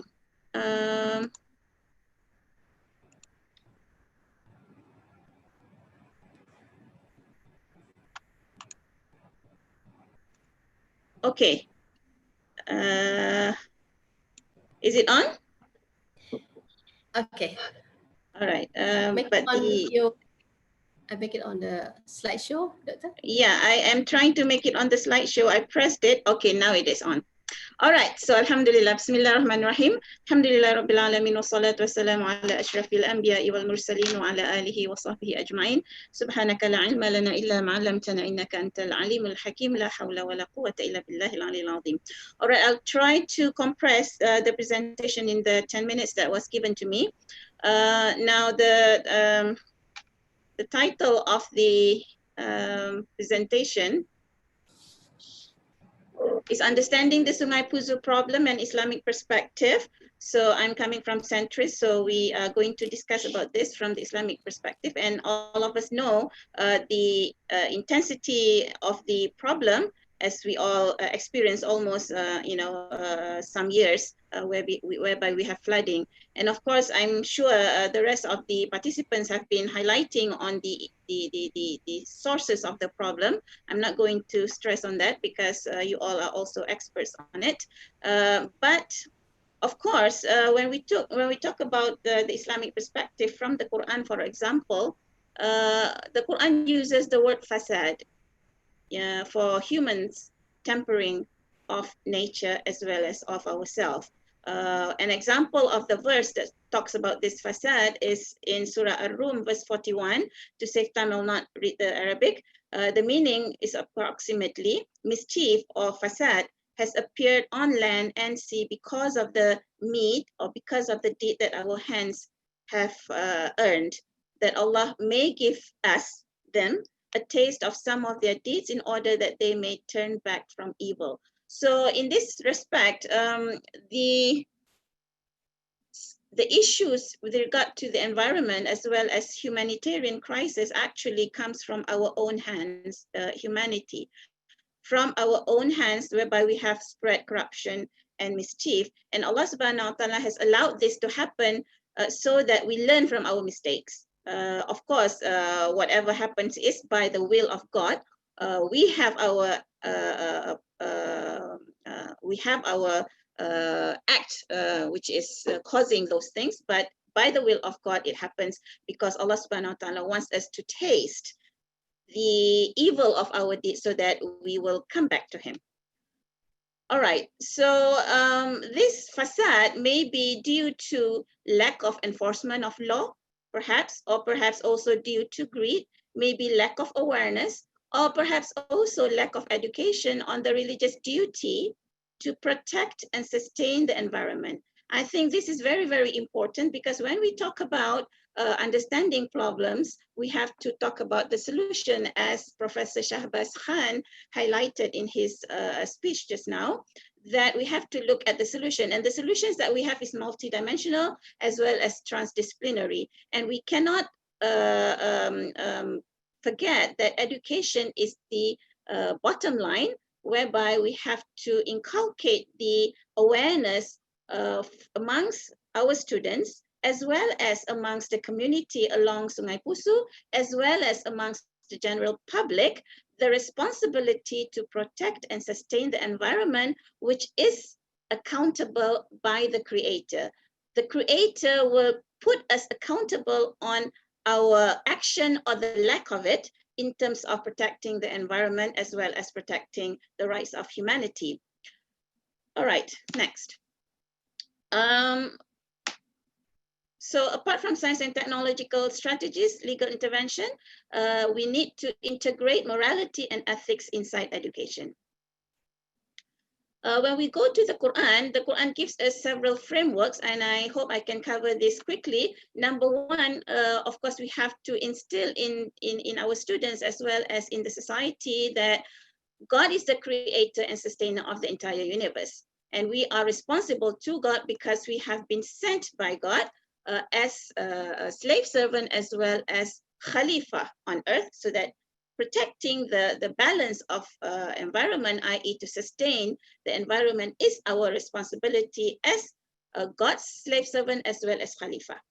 Number two, God sends us his signs. In the Quran, it uses the word ayat in his two books, which we read and we study to gain knowledge, i.e. Iqra.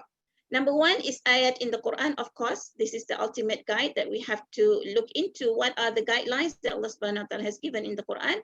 The second one is the open book of nature, whereby we can see many, Allah subhanahu wa ta'ala has spread nature with his signs so that we study them and get to know him and get to know him closely. Yeah, I'll come to that inshallah. So Sungai Pusu is one of Allah's innumerable signs of nature. And he mentions in Surah Fusilat, ayat 53, meaning approximately, soon we will show them our signs in the furthest regions of the earth and in their own souls. So these signs are everywhere in the cosmos as well as in ourselves until it becomes manifest to them that the Quran is the truth.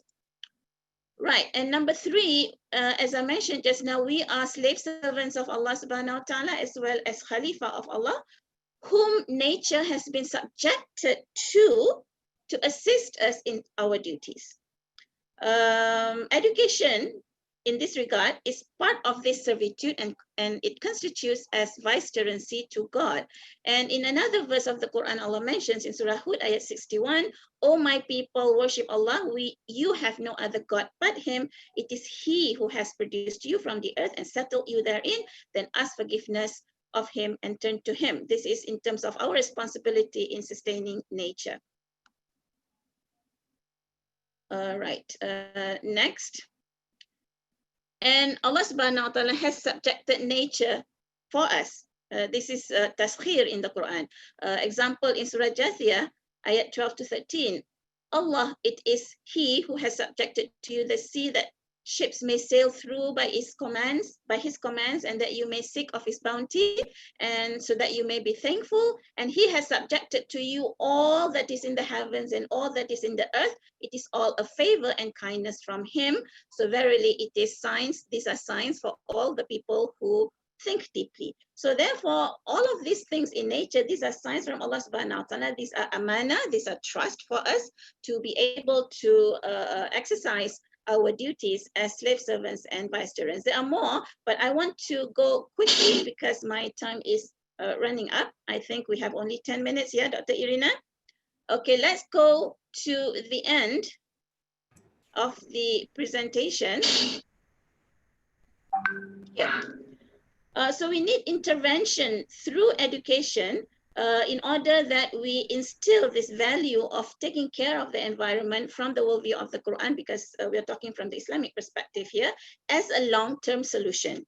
The diagram that you see here is the simplified schematic representation of the Ulul Albab integration model framework for integrating morality and ethics in education, whereby here at the center, we have Ulul Albab who always occupy themselves with reading signs of Allah subhanahu wa ta'ala, with thinking, contemplation, and learning from the environment as well as from the Quran, as well as always remembering Allah in terms of dhikr here. And we have a tripartite relationship in our life. Number one is our responsibility towards God, because He is our God and creator and sustainer. And here we have Hablu Minallah in terms of our ubudiyah and khilafah. We also have our responsibility towards humanity in terms of our relationship with ourselves, within us, as well as with other people, who live in this planet. And not only that, we also have relationship with the cosmos. When we talk about cosmos, it is nature, i.e. The natural environment out there, the flora, the fauna, the inanimate substituents of the cosmos, the air, the ocean, the sea, the river, and all that, etc., etc. So all of these things we are going to be responsible. We are responsible for, and we have to inculcate this awareness in terms inside our children, as well as in the awareness of the public, that we are going to be accountable by Allah subhanahu wa ta'ala, not only in terms of our relationship with Him, but how we translate that relationship into our relationship with others, which includes with the fauna and flora, as well as the inanimate constituents of cosmos, and Sungai Pusu, with all the species that are threatened by the pollution that is happening on Sungai Pusu or in Sungai Pusu. So Sungai Pusu is also included as ayat of Allah subhanahu wa ta'ala, and we are responsible and we are going to be accountable by Allah subhanahu wa ta'ala how we handle this. So education, in my humble view, is one of the ways in which we can tackle this very big problem or wicked problem in the SDG language. It is a must. We have to educate our children as well as the general public, so that people know that they are going to be accountable by the ultimate power and authority, which is God, and everyone is heading there, whether we like it or not. All right, so when we talk about sustainability, of course, is for life on Earth. It is for the future generations. It is for sure for eternal life in the hereafter, for which the accountability, which I mentioned just now. So with that, thank you very much. And I hope I have managed to portray a gist of very important aspects in terms of instilling values and morality in education. Thank you very much. Well, thank you very much, Dr. Jannah. So definitely we have a different perspective on how we address this wicked problem of Sungai Pusu in our webinar today. So without further ado, I would like to welcome the speakers number 6, Associate Professor Dr. Maizatun binti Mustafa, to have her presentation on understanding the Sungai Pusu problem from the law perspectives. So Dr. Maizatun, yeah. Bismillahirrahmanirrahim. Assalamualaikum warahmatullahi taala wabarakatuh. Can everyone see my slide? Can you see my slide? Not You can yet. see your slide, Dr. You can see my slide. Yes. Oh, okay, very good. Okay, now I want to zoom into the topics of discussion of today with regard to the pollution of Sungai Pusu. Okay, I'm going to deliver a discussion in the context of law. For this purpose, I'm going to focus the discussion on two aspects. First is to look at what are the factors that determine the application of law in relation to the pollution of Sungai Pusu. Okay, if you look at here, I identify 3 main factors that we need to determine before we can decide which law is to be applicable. First, what are the sources of the pollution of the river? Secondly, the location of the river, which I will explain why location is important in relation to the law. And thirdly is the subject matter that required to be protected. At the same time also, I am going to explain this discussion in the context of law and society, focusing on Sungai Pusu. For example, I want to explain what are the connection between law and the protection of the environment and the society in relation to Sungai Pusu. I also try to highlight quickly the law, the function of law to empower the society to take actions in relation to environmental harm. And I'm going to relate also my discussion to both the long-term and the short-term strategy of the law. Usually, the short-term relates to the penalty imposed, whereas the long-term relates to the prevention and the sustainable strategy.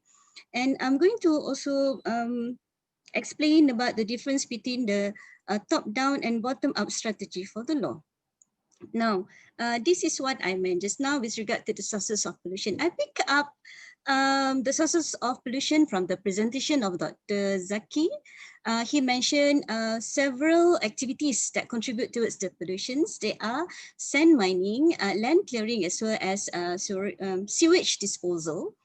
The location of the river, which is located in the state of Selangor, and the subject matter that require protection, we have two: human being as well as the environment. Human being refer to the people who are affected by the pollution of Sungai Pusu, and the environment here not only refer to the river, but the ecology itself, whether the animal or the fishes and so on. Okay, now let's look at the activities of the pollution which is located in Selangor. Because this activity happen in a river which is within the state of Selangor, well, okay, this is the complexity of the problem, because this problem of pollution involve law at three levels, which are federal law, state law, as well as local authority law, and each and every law deal with different aspects of pollution. Okay, let's go one by one. Sand mining. It is mentioned by Dr. Zaki that sand mining is one of the contributing factor towards the pollution of Sungai Pusu. Okay, if it is sand mining, then the applicable law is the Luas Enactment, and this is a state law. If it is earthwork, then it is a local authority law under the Local Authority Council. If the land is a state land, it is under the National Land Code. If the land is a reserve land, it is under the National Forestry Act. If the problem is sewage pollution, and then it is a federal law under the Environmental Quality Act under the Department of Environment. So all these issues need to be found out before we can decide which law would be applicable. Okay, now I want to focus on each and individual possible sources of pollution. Sand mining. Okay, sand mining, if it happened in Sungai Pusu, which is under the state of Selangor, then the applicable law is the Luas Enactment. Luas Enactment is only applicable to Selangor. It is clearly stated here. If you look, you can look at the definition here. It is applicable to all rivers wholly within state of Selangor, meaning that this law is not applicable to other states in Malaysia. Now, the activity with regard to sand mining is regulated under the Luas Enactment, because Luas has the power to give approval to any application on sand mining. And it is also the responsibility of Luas to monitor the slide to ensure compliance. Okay, sorry, it was a typo here. So probably one of the possible issue here is the unlicensed activities or those not registered with Luas for the purpose of sand mining. Next problem is earthwork. Okay, earthwork, if it happens on private land, then it is regulated by the Majlis Daerah Gombak. Okay, Majlis Daerah Gombak has the power under the Town and Country Planning Act. Okay, how do we know that Majlis has the power? Because it says, if we presume that a development work is done on a private land, then the local authority has the power to regulate. Under Section 19, it says that no person can carry out any development unless they get the planning permission from the Majlis Daerah Gombak. What does it mean by development? I provide here all the definitions, related definition in relation to the earthwork or whatever type of activity that is happening around the Sungai Pusu area. Development here does not only confine to development as in building of premises or building, high-rise tower and so on. Development here also include earthworks. It also include engineering operation. It also include felling of a tree. So all this activity, if it is done on a private land, it requires permission from the local authority. What happened when the person commence development on that land without the planning permission, then it is an offense under Section 27, and the penalty imposed is the maximum of 100,000 ringgit or jail up to 6 years or both. Now, the next one is the clearing of trees on private land. When we look at some of the aerial pictures shown just now, we can see a lot of bare land where trees has been cleared. If the trees are on private land, then there is one provision with regard to the tree preservation order. This is something that we need to check whether trees on those lands before it being cut, whether it comes under the preservation order as well. Because according to the Town and Country Planning Act, there are certain type of trees which cannot be cut at all. For example, tree with a girth exceeding 0.8 meters, trees which are rare, endemic, endangered, or trees if it is located in the protected area or the catchment area. Again, the penalty imposed is very high, which is up to 100,000 ringgit and jail up to 6 months or both. What happened? Okay, this is the complexity of the problem because we need to ascertain the type of land.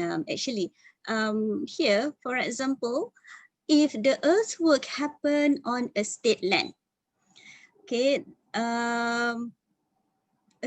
then the National Land Code applies. According to the National Land Code, a private person cannot do any development on the land.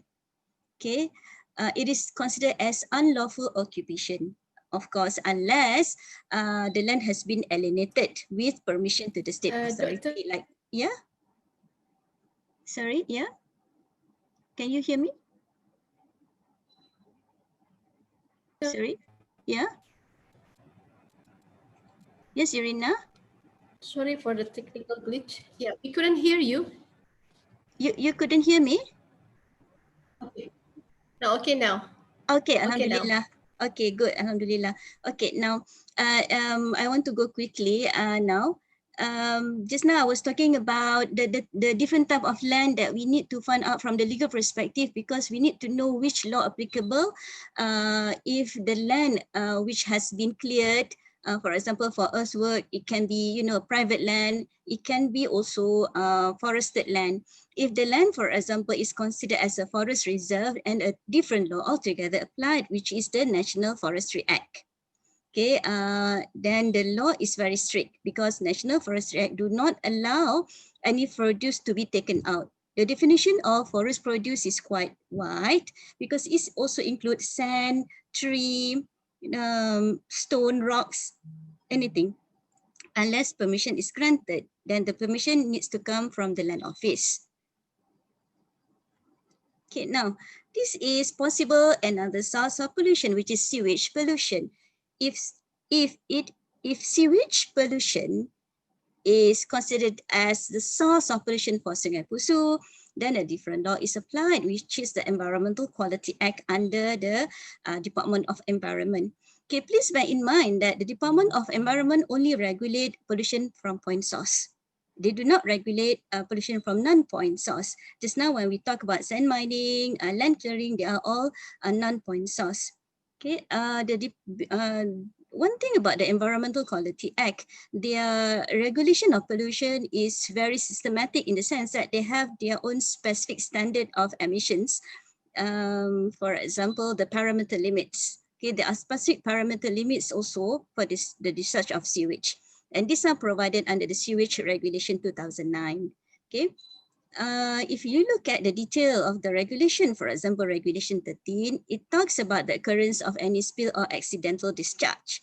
If, for example, a private sewage regulator accidentally spilled their sewage into the Sungai Pusu, then it is the responsibility of the owner to immediately, within the time of 6 hours, to inform the occurrence to the Director General of the Department of Environment.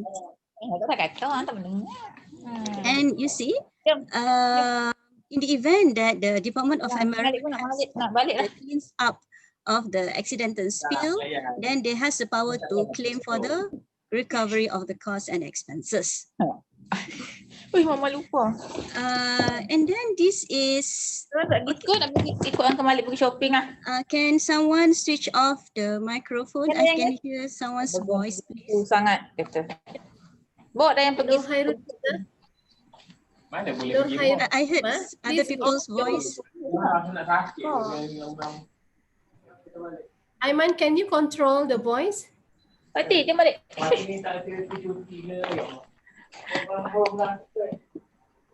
Okay. Aiman, can you control the other participants' voice?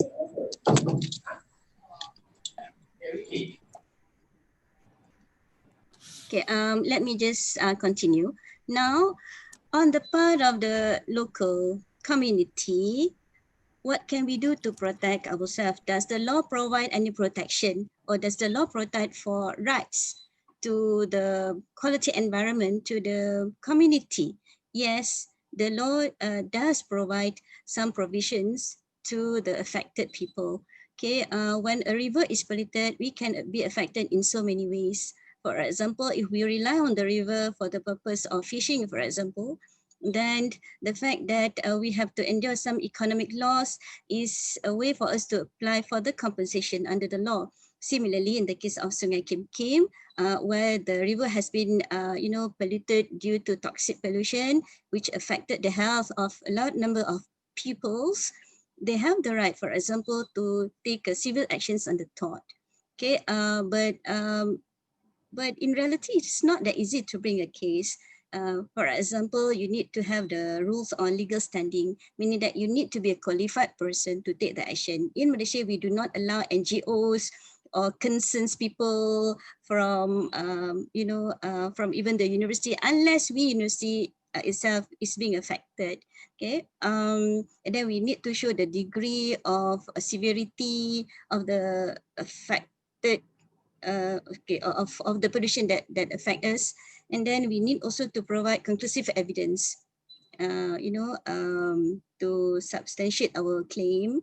And then, for example, we also need a scientific or credible evidence, such as a medical report, okay, to support our claim that the harm that we suffer is directly linked to the pollution, and the pollution is directly linked to the polluter. So the change of linkages cannot be broken, right? And okay, now this is, I want to bring back to summarize my presentation, okay, based on the first or the second slide that I showed just now, law and society. Okay, this is some of the activities that we have done, myself with my students, for our river pollution project, and also under our flagship of Peace and Justice. Okay, this semester, few months ago, my student, before COVID, they managed to go to Sungai Cincin. Sungai Cincin is neighboring to Sungai Pusu, I think. To meet up with the local community, to give legal advice. Okay, actually they wanted to do some activities, okay, but because of COVID, so they end up just producing a poster with regard to FAQ on rights and provisions under the law. Okay, this is certain things that we can do from the legal perspective, and I believe that there are a lot more issues that need to be examined and identified from the legal perspective. The one that I mentioned to just now, it definitely take a longer time, but if we are able to work together as we're doing right now, inshallah, I think we are able to provide a solution from the very comprehensive manner. Thank you very much, Dr. Irina, for giving me this opportunity to present from the law perspective. Assalamualaikum. Salam. Terima kasih. Thank you very much, Associate Professor Dr. Maizatun. It's very another insight on how we can, hopefully we have a light at the end of the tunnel on how we can address it together with the other disciplines. Thank you very much. For the next speaker number 7, we would like to welcome Assistant Professor Dr. Izawati to present on the potential sustainable drainage approach for the Sungai Pusu. So Dr. Iza.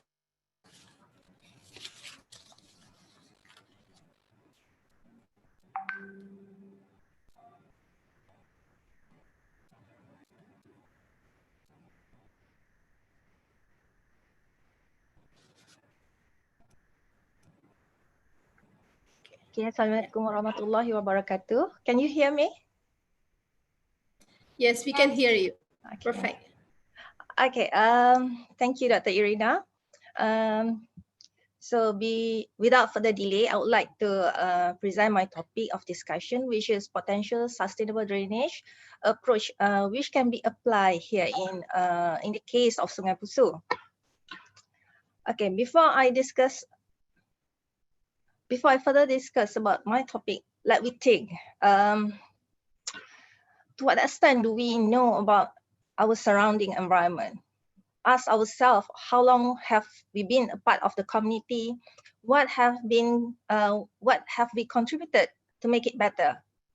Have we done enough to secure the environment in this campus, especially? So same goes like Dr. Rustam said about bangau-bangau. Are you part of the problem or part of the solutions? So let us think together. Okay, why is it important to understand our nature? This is because we need to appreciate Allah creations, which have been lengthy discussed by Dr. Jana.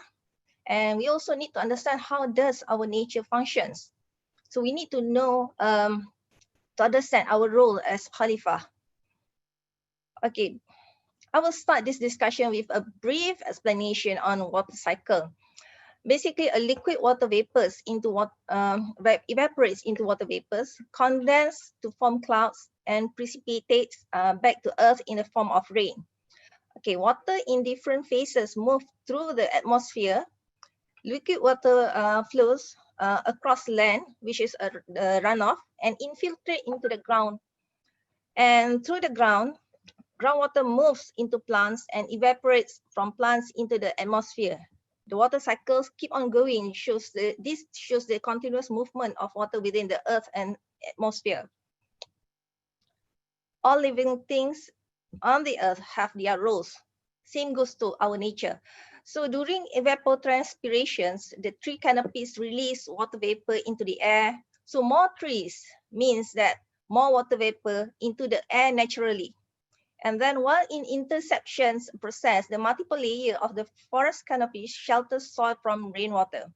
This will reduce the erosion. So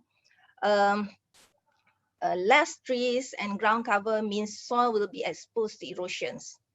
And while during infiltration process, root system, fallen leaves, and organic materials on the forest floor slow down the water runoff and allow it to enter porous soil, reducing runoff and erosions and recharging the groundwater. This also will infiltrate, will filter the contaminated runoff. And strong roots and the forest floor hold back and anchor soil against erosions. This helps to stabilize the soil. Trees will strengthen the slopes and reduce the erosions. That's the role played by our nature. Why do river curves? The curves of a river allow it to contain water overflows that occur during the rain seasons. A straight river would simply flood with any volumes, which sometimes it causes flooded at the downstreams. A curved river can handle more stress because they have more length to the journey. So when development comes, the rapid increase in human population and rate of development gives a great impact to wildlife and human being. Some of these effects are positively because it's contributed to the economic growth and development. However, on the other hand, cities are crowded, polluted, and more stressful than rural areas. And the competition for space means there is a little room for nature. I love this cartoon by John Atkinson. He shows how people attempt to remain their memory of nature in a form of name instead of sustaining the nature itself. Okay. This diagram shows without human interference, naturally catchments are able to infiltrate 50% of water and allow only 10% surface water runoff, and 40% of water were released by evapotranspirations. However, developments within the catchment areas has caused the infiltration to decrease to 15%, and the surface water runoff have caused an increment to 55%.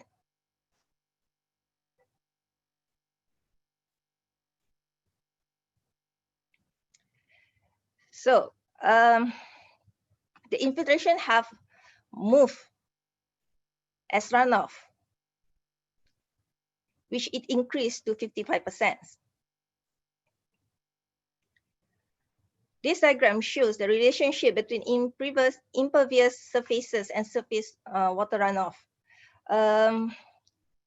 Natural ground allows 50% of infiltration. However, increment of between 35 to 50% of impervious surfaces will only allow 35% in infiltrations. It indicates that exponential decay of infiltration process happen when it comes to a vast development. Development has caused lots of changes in terms of, especially when it comes to the water runoff. And based on this diagram, we need to think of a way on how to reduce the potable water consumptions. Might be in terms of encouraging safe water activities such as washing car with a bucket of water instead of having it using hose, watering plants without using a hose, and then how to wastewater reuse, wastewater as a resource rather than a waste product. At the same time, it will reduce your water bills, use fewer water resources. And then reduce wastewater discharge. Toilet flushing usually rank the highest. Maybe it's about time to change to low flows models will decrease the water use by more than half. Bathing, washing clothes are next in order of water use.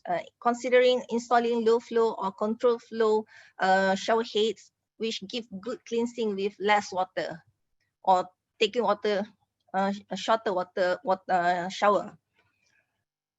And then stormwater treatment and reuse, which encourage water recycle. Okay, this is a familiar a Google Earth map of IIUM and its surrounding. So we can see the uncontrolled developments of human interference, which cause harm to our environment. This has caused our campus a series of flash flood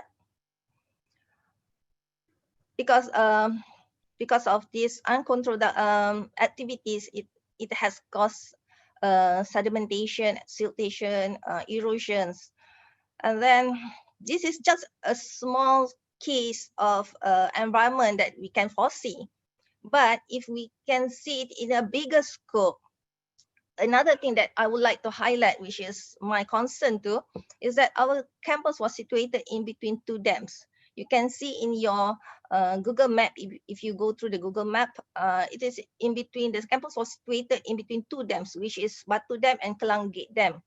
Worst thing might happen happen when both of these dams might also impacted by the siltation and or sedimentation, and something like the one happened in Cameron Highlands might happen here in Gombak. And we are not equipped or ready for this with this unforeseen disaster. At least in Cameron Highlands, the dam owner have put their initiative by installing the early warning system for the community. What about us? Safety should come first. This is to be incorporated with SDG 11, I think. It will be best for the university to foresee some alternative to this. Okay, this is also some of the images that have been shown earlier. It's a lake near Mahalah Mariam, which has become sedimented due to siltations. What I can see here, the problem for excavating process, it has exposed the river bank to erosions. When it comes to thinking of solutions, some or previously they are looking into culvert drainage, which less curved river, just to drain the water from the upper stream to somewhere else as soon as possible, as long as it does not flood the particular area. And another solution that quite familiar is excavating the river to deepening or widening the rivers. Well, this is a conventional solution, which we should not what we call continuous try to solve by transferring our problems to the downstreams, because we are solving one issue, but we are transferring the issue to another place. It will create another issue to another place.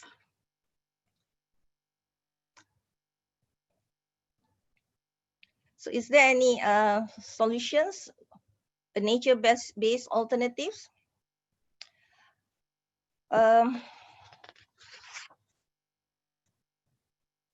According to International Union of Conservation of Nature, nature-based solution is an action to protect sustainability that manage and restore natural or modified ecosystem that address societal challenges effectively and adaptively, simultaneously providing human well-being and biodiversity benefits.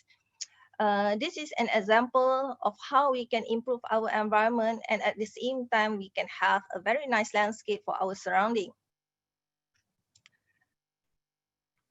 So basically, sustainable drainage is a concept that includes a long-term environmental and societal factors in decision about the drainage issues.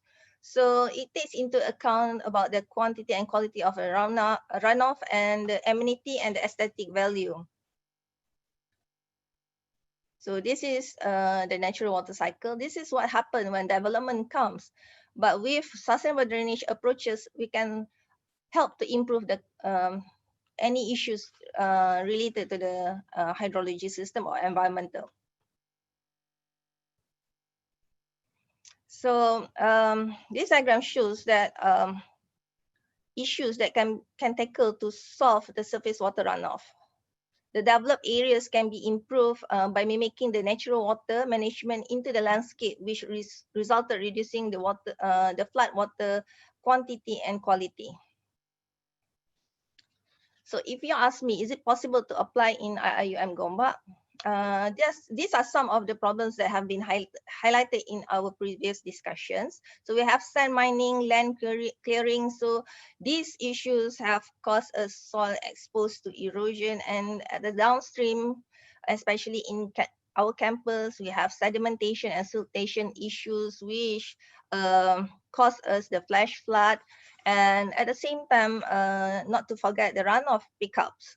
It picks pet waste, leaves, fertilizer, motor oils, detergent, trash, and then go back to the water bodies. So how about make the campus greener? So we can have some silt trap, because silt trap can contain the siltation and sedimentation particles, but it need to be scheduled maintenance. And then can have some constructed land. The water can filtrate the system, and it's also at the same time will encourage the wildlife. This will improve the ecology of the campus itself. And then we can have also some the increase. We need to increase permeable surfaces. This will allow more runoff to infiltrate to the soil or to the ground. And we can also have some swale, more green areas like rain garden, what we call man-made wetland. So the campus is that itself can be a campus as a living lab, which we can have all these as a classroom activities.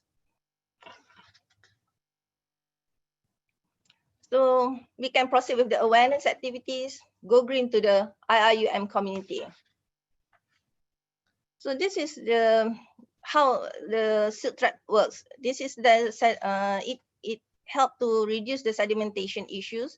This shows a pond without a silt trap. Use the presentation, Dr. Iza. Pardon? Aiman. Yeah, we cannot see your presentations, or is it my part? Okay. Okay. All right. Okay. In terms of sediment per silt trap, the pond without silt trap shows showing silt built up in the lake, the bottom of the lake. But with sediment silt trap, the sediment will trap in the silt trap, and this will capture for the most part of the sediment. So the bottom of the lakes is getting better. So this is the examples of silt traps that can be built within the campus, and it will be very attractive because if we can use natural materials and so on. So to increase infiltration process, as I mentioned earlier, we can have a swale. This is because the swale has a grass has a grass as a part of the swale, which this will slower down the movement of the runoff instead of a very high velocity of runoff, which can cause a flash flood. So this will hold the runoff from going down the stream at once. Rain garden, it has a permeable soil, so it will help to infiltrate more water to the ground. And this is an examples of permeable surfaces. Instead of having a hard surface, so we can have it some grass grade type of what we call pedestrian walk and so on. So this is examples of what we call as wet or dry pond. It will be dry during dry seasons or during the sunny days, and it can work as a multi-purpose fields. You can play footballs or have any sort of activities, but during raining, it will hold the waters just temporarily. And then this is examples of the dry pond, an inlet. It has an inlet and then it will go to the swales. This is what have been constructed. This is the one that apply in engineering campus USM in Transkrian. So they also have this wetland. So the plants help to filter some of the bacteria that contained in the runoff. So this is what we have currently in our campus, a continuous knowledge and awareness program. Congratulations to ROL, which have done lots of initiative to trigger awareness, and we should give them continuous support. As a conclusion, what I would like to share here is that sustainable solution approach is a long-term solution which help to improve our environment issues and provide better living surrounding. And at the same time, it can we also can have a more beautiful campus landscape, and it's about time for us to go for green campus or sustainable campus. And this approach also allowed to improve the ecosystem within the campus, which it increased the variety of species in the ecological systems. And we also need to keep on all the activities which can increase the environmental concern. More knowledge and awareness programs should be done. And we need to think more about does channeling our water issues to downstream is a best solution? Are we acting as responsible Khalifah or a good Murabi? So where to start? So please show our concern to improve our environment, because our future generation have their rights to claim for a better living environment. That's all for today. Thank you very much for giving me this opportunity, which allow me to highlight my concern. And thank you again. Assalamualaikum. Yeah, thank you very much, Dr. Iza. Oh, sorry. Yeah, yeah. Thank you very much, Dr. Iza. Yeah, I still remember our discussion, informal discussion where I throw back I mentioned how our situation or direct from responses is actually awakening me inner. And of course, I would like so to listen to other speakers as well and disciplines so that we have more comprehensive.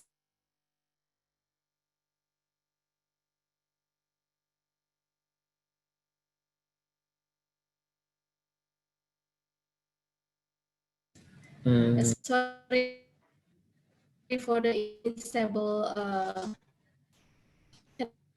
connections. Okay. So without further ado, I will Dr. Zabitanus to speech on trans approach in raising the government. Huh? Bismillahirrahmanirrahim. Assalamualaikum warahmatullahi ta'ala wabarakatuh. Checking whether my voice get through. Irina? Yes. Okay, all right. Okay. Perfect. Okay. Thank you so much for the opportunity to share my thoughts on this. Yeah. Having listened to all the speakers, I think it's quite tough for me to add something new to the discussions, except let me try to be a bit diverse and provocative in the discussions and bring it to real actions on the ground. You may see my face a bit horror. Okay, by now it should be okay, yeah, Atia? All right, let me start with a deep reflections, yeah? With all the knowledge that we've got, with all the technical, with all the grant that we have received, with all the wickedness that we have identified, what else is not being done? Yeah? What else that we don't know? What else that stop us from changing the teh tarik, like what Atia said, to now it's changed to Nescafe tarik. So we still have this elephant in front of us, which still mark whether we are doing, to what extent are we doing in terms of like solving the problem that we have in front of our eyes. Yeah. We recognize that a lot have been done, but maybe for the next 10-15 minutes, let me try to somehow push my thought. Speakers, please. Okay, now cannot? Yes, dengar nyata. Okay, so because I heard someone was saying something. Okay, all right. Thank you, Atia. All right, now I'm seeing this from transdisciplinary, yes, but I guess I would echo what Dr. Rina was saying, that this can be seen as a sustainability science if you want to see it purely from academic, yeah. But I'll try to somehow leave that to the others, yeah. Let me try to be as practical as possible, because for me, transdisciplinary is not completed until it leads to action that solve the problems. Yeah. My slide is not moving. Okay, all right. We know this thing already. There are at least 2, 3, 4 speakers already highlighted very clearly what is the issues on the ground. But what I would like to highlight here is that a general perspective that we know very well what is happening up there, what is happening up here, I mean, in front of us, I mean, up there, and then just now it's in front of us. And the kind of research that is not, there's a lot, I mean, hundreds, thousands, maybe, if I'm not exaggerating. So a lot of research been done already, maybe not particularly to Sungai Pusu, but other areas that we think we do have the technical expertise on this. Yeah, what Dr. Izzah sharing is definitely something that can be applied here, or at least tried to be applied here. But again and again, why it is not happening yet? In terms of like, it is happening, but why are we not seeing? So I'm not trying to deny any effort, please. That's not my message. But what I'm trying to push for here is that what else is not happening? Yeah, what else is not happening that we still see that the problem is getting worse? Yeah. And public become more concerned. We've got many activities of River of Life and others who are working on this very hard. Yeah, but yet again and again, the problem is still there. So what kind of different that transdisciplinary approach would bring in? If it is not, then we are going to the same cycle. Yeah. Okay. Now, I thought let's do a reflections together. Yeah. This is something that we co-learn and we co-create. What will be the solutions? We know the four main pillar of actors that is involved in this. Yeah. The government agencies. Department of Irrigation, I think the videos of Dr. Rustam has laid down very well that we've gone to the extent that the letter goes to Yang di-Pertuan Agong. So, but still, we don't know why else it's not happening. And then UIA, we've done so much on this. Yeah, our deep discussions on this from the first speaker, even from the keynote, shows that a lot can be done, a lot need to be done, but why is it not happening yet? Yeah. Not happening mean why does the water? You know, I'm not pointing at anyone. Sorry, I'm not pointing at anyone. But why the river is still Nescafe Tarik? Yeah. So what are the community roles? What else can be done with the community? Yeah. Well, how else can we empower them? How else can we engage them? And of course, if you look at what's happening upstream, yeah, residentials and all those things, and land being put on sale, etc. So this is the kind of development that's happening up there. So how do we put all these things together? Coming from political science, this is like any other thing. It's not that unique. This is tragedy of the commons, whereby people take advantage, take for granted what they have, yeah, the free air, the free water that they don't have to pay. And we are seriously working on this, and we are trying to find what could be the solutions. So hopefully, transdisciplinary perspective and approach, if we put it very seriously on the ground into action, inshallah, you will bring things together. Yeah. To me, transdisciplinary based governance, I mean, if you see this from governance perspective, Maizatun, yeah, was seeing it from put down very well from the legal perspective. Yeah, in general governance perspective, what kind of thing that this transdisciplinary based governance are capable of doing, which I think this is how we can see that the whole framework of what unsustainable development is, yeah?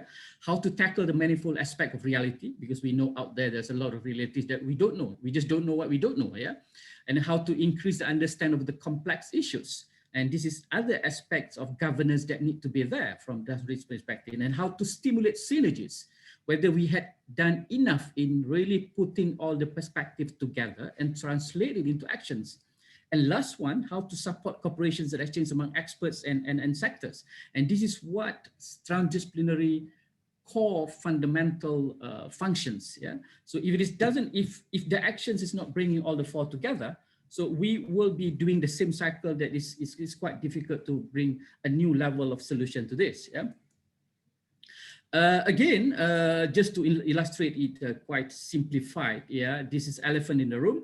And we've got the blind man looking at it and trying to understand what is the issues and how, what sustainability is. I mean, if you're looking at this perspective, what transdisciplinary is means that we all trying to somehow put together different actors, different perspective.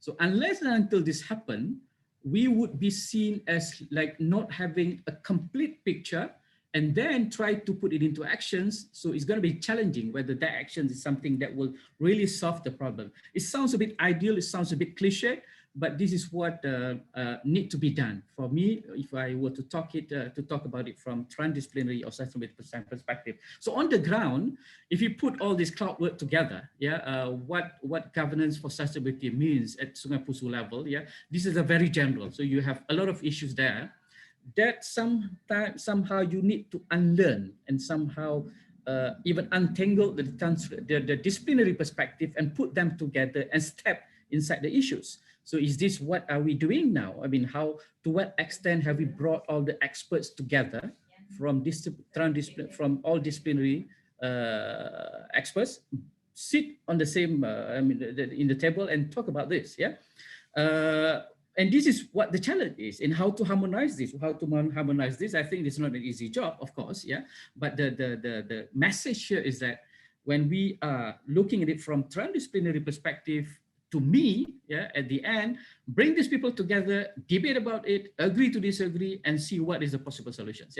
All right. I put this to simplify. If I were, if I were to highlight what can be done, in terms of these Sungai Pusu issues, is that we need to identify, and then everyone knows. I've just put it in the steps. Identify different interests and stakeholders. We know that already. And who are the interests, connecting and synergizing different perspectives and expectation of the issue. We tried this, but maybe it's time for us to really map and find out what is the solutions, which I think once in a while we've done this, but what is missing to me is that the actions, the dynamics action, the kind of different action, the kind of different attempts that need to be done, and whether it was done from transdisciplinary perspective, or still it was done by just like either the government agency, or by us, or by the community, or trying to go against the business. So what I'm trying to highlight, my main message for my sharing of this 15 minutes is that unless and until we really bring in the 4 stakeholders together, I would not call it a transdisciplinary approach. And even though they brought them, we may have done this before, Dr. Ma'an, we may have done this or attempted to do this, but until it leads to actions that translate into some impact or changes on the ground, then we still have to struggle for it.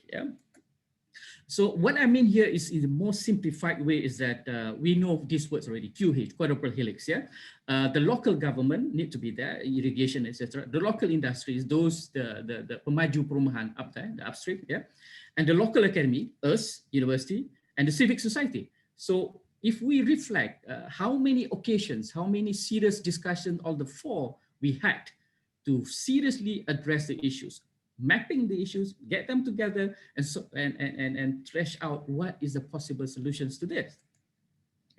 So last one, what I thought is more practical, what I can think of is in terms of this is that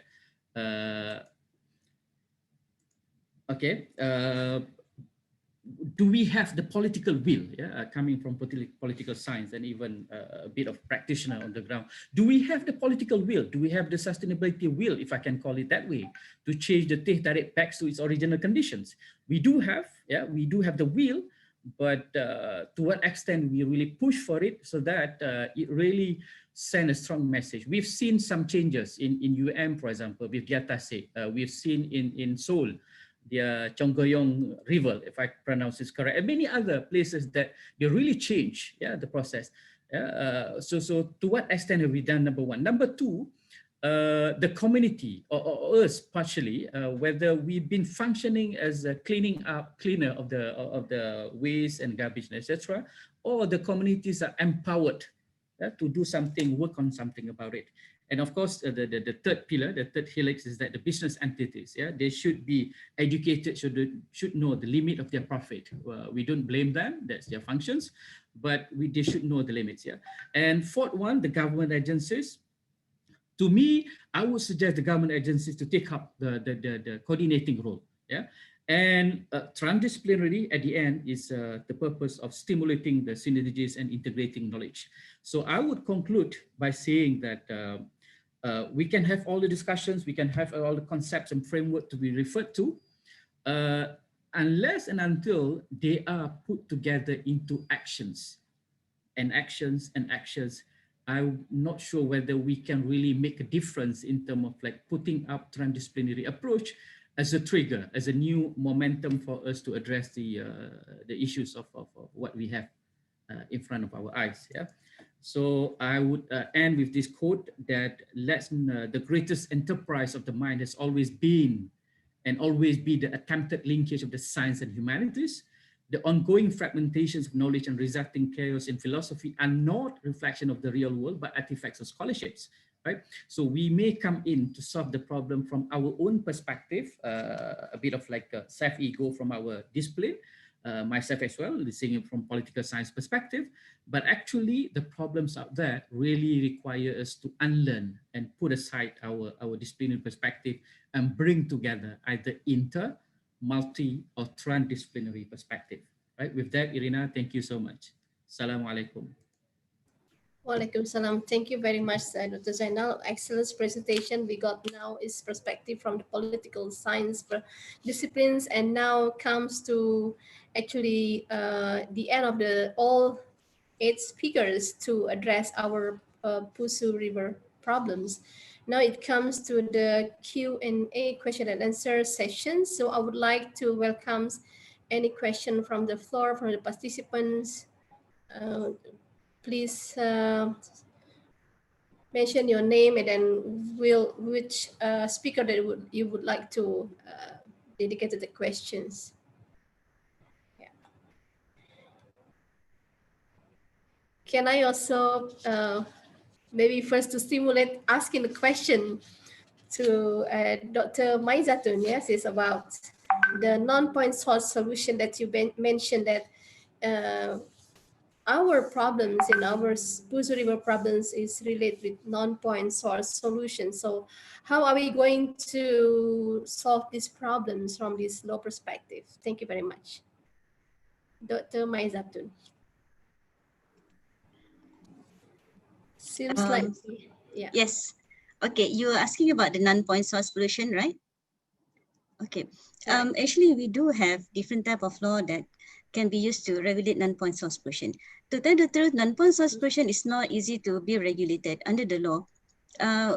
For developing country like in Malaysia, because it requires a lot of, it's very costly. What happened is that in Malaysia, I'm taking from the perspective of river pollution control from the law. When we control the quality of river, the control is just based on the pollution load, meaning that we are controlling the type of load to be to be discharged into the river. We are not able yet to ascertain that this will be the exact quality of the river, and all the agencies, you must make sure that this river must be of X quality. It's not possible because of this non-point source pollution. We do have agencies, for example, like the veterinary department.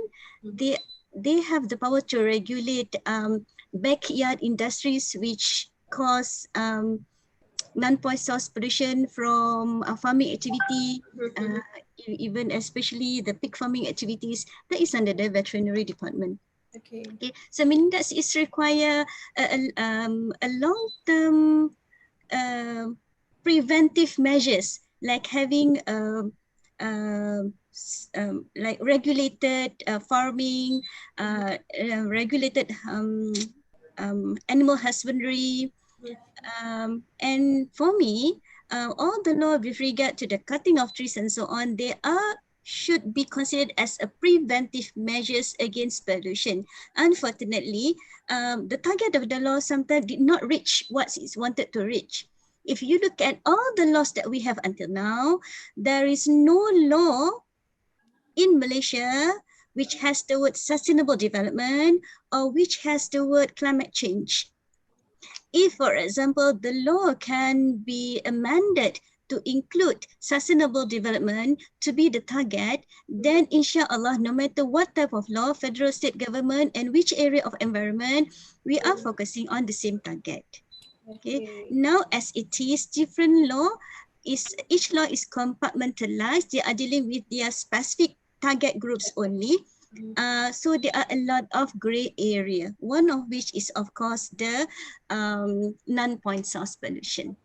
That's my view. Thank you very much. Thank you very much, Dr. Maizatun. So, yeah, we have another question from the floor, from the participants, or maybe other speakers. We agree from the beginning that we will use this platform as also our exchange or discourse for any issues related to sustainability. So, any other speakers comment, please?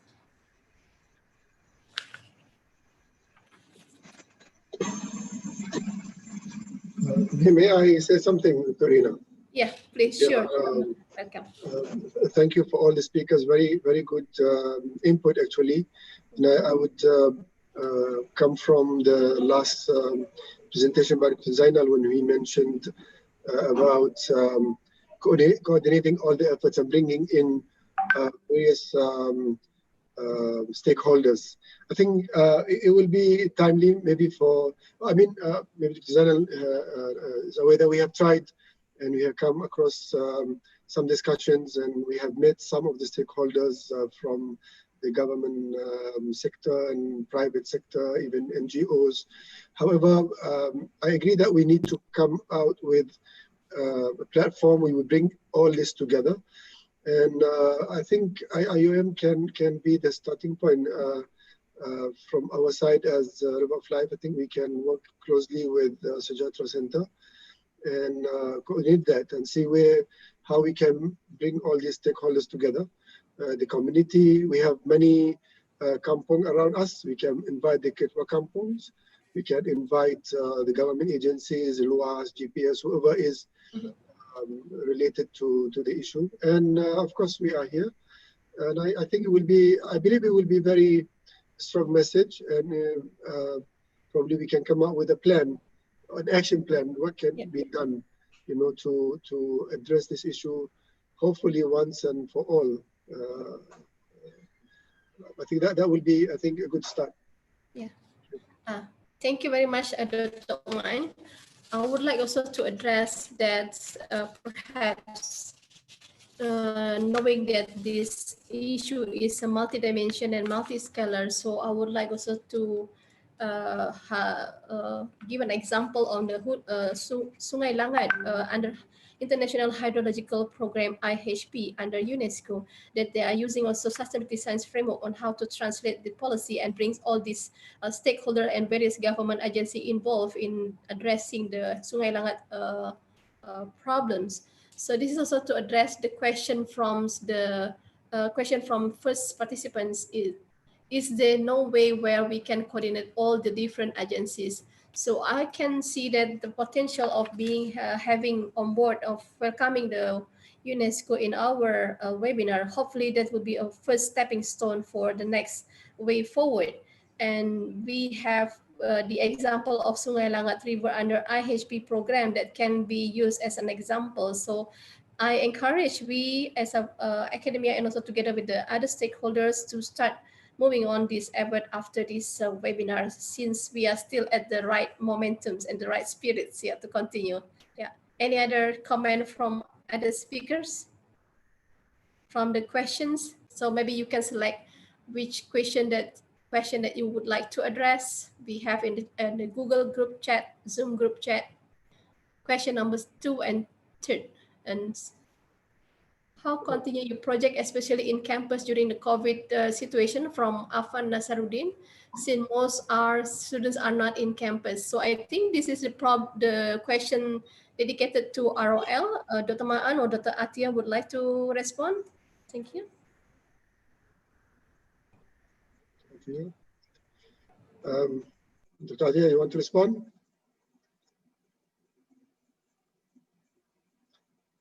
Silakan, Dr. Ma'an. Okay, thank you, Brother Afan. I know Brother Afan, he is leading the water warriors in UM. We have met a few times, and they have been doing a great job, and hopefully we can meet and have good discussions on where we can work together on this. It was quite challenging actually working during especially the MCO when there was restriction on the movement. And unfortunately, actually, in IIUM, let me say some rivers have gained from MCO, their conditions have improved.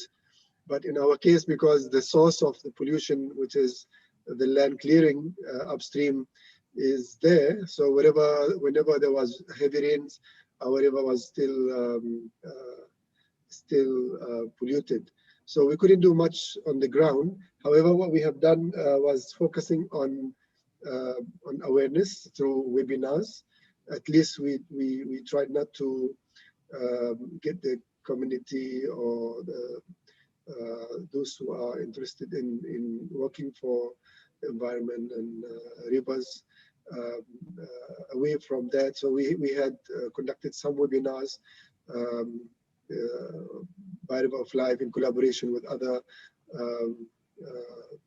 industries and consultants, as well as government agencies, to keep the ball rolling on this issue. I agree, it's quite challenging, especially the way you don't have students on campus. We couldn't reach the communities because everybody was under quarantine. So at least we try to keep more on awareness programs ongoing. Thank you. Yeah, thank you, Dr. Ma'an. Dr. Zainal, maybe you would like to respond on the questions? First, I need to make correction. I'm not saying tons of research, thousands, maybe it was 1,000 research grants worth of research, at least from our database of research. But maybe we can somehow sit together, Dr. Ma'an, see what from those research, which I think you know the people already. Let's have some reflection. Where are the possible one? Because I feel Dr. Zaki just now when he's also said that being an expert in water, he's trying very hard to solve the water problem right in front of our eyes. So I think that the forum, this platform, has created the momentum that we need to do. In terms of coordination, I guess this is what we need to do. Just like try to bring, there was, I think practically there was, I think Dr. Mayu, if you recall that the PTG, the land office, told us last time, or the MB's office told us that bring all those people together.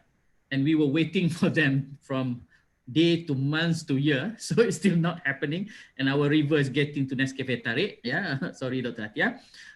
So I think now we just have to take the horn by ourselves rather than waiting for it to happen. So that's my comment, Dr. Rina. Yeah, thank you, Dr. Zainal. Any comments from other speakers?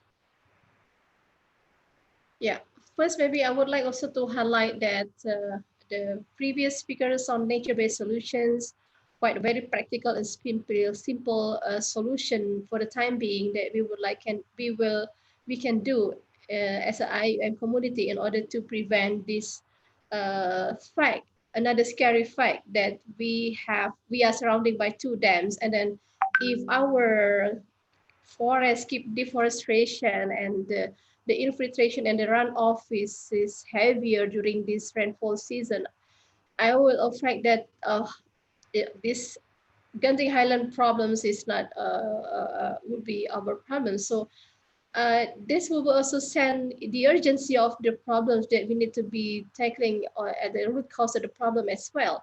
So hopefully, is there any possibility for, by using this webinar or any other chances for us to collect the scientific proven research previously, as well as evidence for us to document this to send the right message to the local authority or respective actor that need to be take the responsibility. Yeah, this is another questions and a possibility also send a message on how we can work together after this, and then saying that this issue is maybe create the urgency for us to take actions. Yeah. Dr. Rina, there is one question about how successful the community engagement and awareness program. In my presentation, I highlighted this quite clearly because I believe that we need to move away from engagement alone to empowerment, and that is the role that actually we really have to focus on. We don't want to be like this. I'm not sure who is the person is asking because the name is not there. But yeah, we don't want to be kind of labeled as cleaning agents, you know, who are just going around cleaning dirty places, and those people around there feel complacent that let's just throw rubbish. People will come in a month and clean it for us. We need to put the responsibility back on everyone, and that definitely is. That's why I highlighted. It's kind of an educational approach, you know. And education is not about just knowledge. Education should be about changing attitude. That is where we have to direct our programs. We need to. I was asked one time, how do you measure your successfulness of your programs? I say when we see people acting on their own. That's how we say we have succeeded. Of course, doesn't mean that we have failed so far, but success comes step by step. So far, what we have done is successful to the point where we are now. But in order to make the success bigger, I think that we have to move to that point where communities are empowered, communities are acting, and not only waiting for people to act. That requires everybody's effort, and we have to be patient. We cannot be rushing because that is not a matter of giving knowledge; it's a matter of changing attitude and mindset. Yeah, correct.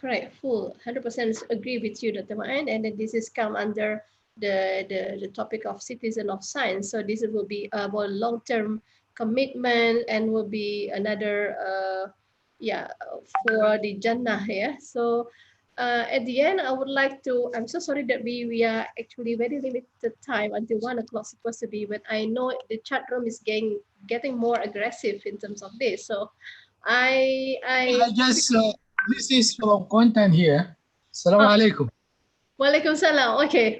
Yeah, last minute, sorry, this is Dr. Ibrahim Shogar from Kuantan here. Just I appreciate the idea lastly introduced by Dr. Mahan regarding the empowerment and changing the attitude. I believe that for long-term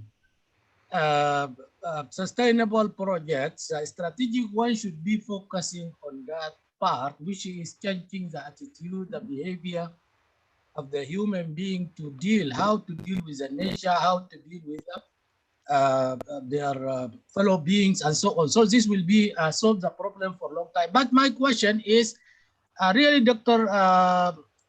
Ma'an presented very good one in the beginning. May I just asking about the mechanism, some of the mechanisms. Maybe the idea of Dr. Nur Jannah using the religious power also come, but practically what are the programs and mechanisms really to change the view, to change the attitude and so on and so on. This question goes to Dr. Manisha. Yeah. Please, Dr. Ma'an, for the last. Thank you for the question. Yeah. Well, actually, Malaysia is quite blessed with having multiracial, multicultural society, and that's where you can tackle on when you talk about religion. It's not only about Islam. Islam. We have others with other religions, where they have their own beliefs and they have their own understanding of conserving the environment. And that's why I say when it comes to education, it comes to knowledge, we have to embark on all aspects. How do we? I was talking to Nur Jannah the other day that we need to come up with a module, for example, probably to the religious community or authorities on not only how to speak about protecting the environment during the khutbah or the sermon. We have to move one more step and see what activities are they doing in the surahs and the masjid to change what is happening around the surah and masjid. The minimum is when we talk wudu, are we really implementing taking any measures to minimize on water use? And that is not against Islam. It's actually in line with the Prophet's teaching that when you take wudu, you have to make little use or minimum use of water. So it's a holistic and collective effort that we have to take care. And that's why we go back to transdisciplinary and multidisciplinary, where everybody has to come in, from education, from Islamic perspective, from even law. So it has to be kind of effort where everybody has to come in. Actually, the presentation by Dr. Maizatun has opened. It didn't just present on what is the situation, the current situation. It has opened many questions on the current laws. Are they relevant, still relevant, or we need to go back and relook at them in terms of the content and in terms of the connection between the various laws. You know, probably when they were drafted or put on the table, they were taken from a certain perspective, but now we are talking about a holistic perspective. So there are many things to be done, I believe, from various aspects. Right. Thank you very much, Dr. Ma'an. So I would like to conclude our webinar. I know that there are many burning questions in the Zoom chat room. So in the short time, we will collect all the questions, and then we will classify what are the short-term possible action that we would like to address within our context as IIUM. And then we might also, of course, continuing our long-term action by providing the capacity building with the local authorities, stakeholder, and then provide the advocacy. So all this activity, it can be done by online webinar and online consultations. So there is none reason for us to stop us from being action within our context as a Khalifah. So I would like also to thank all the speakers for this webinar, and then of course the comment from the participants. And thank you very much for all the participations and also the attention given for this webinar. Hope we will see you again in the next IIUM Saturday webinar too. Thank you very much. Assalamualaikum warahmatullahi wabarakatuh. Thank you very much. Thank you. Oops. Is it possible to have the picture, taking picture request from the admins, to have the picture together, all the participants and the speakers? Do you mind to open up your video or screen so that we can take the picture together? Is it possible?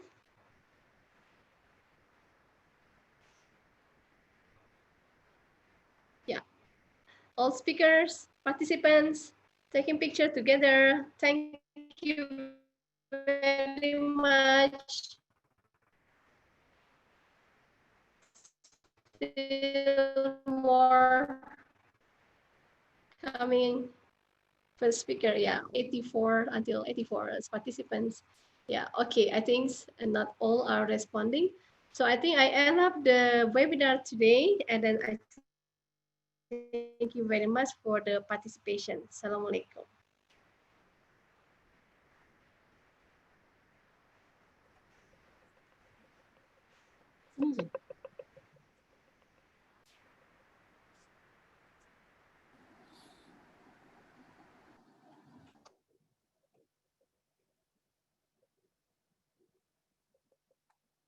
Thank you, Dr. Zana. Thank you, Tan Sri. Thank you, everybody. Thank you very much and congratulations. Thank you, everybody. Thank you. Okay, thank you. Thank you. Hiroko-san, arigatou gozaimashita. Thank you, Dr. Arina. Thank you, Dr. Maizatun. Thank you. Well done to you and your team for good organization. Thank you for the people behind Aiman.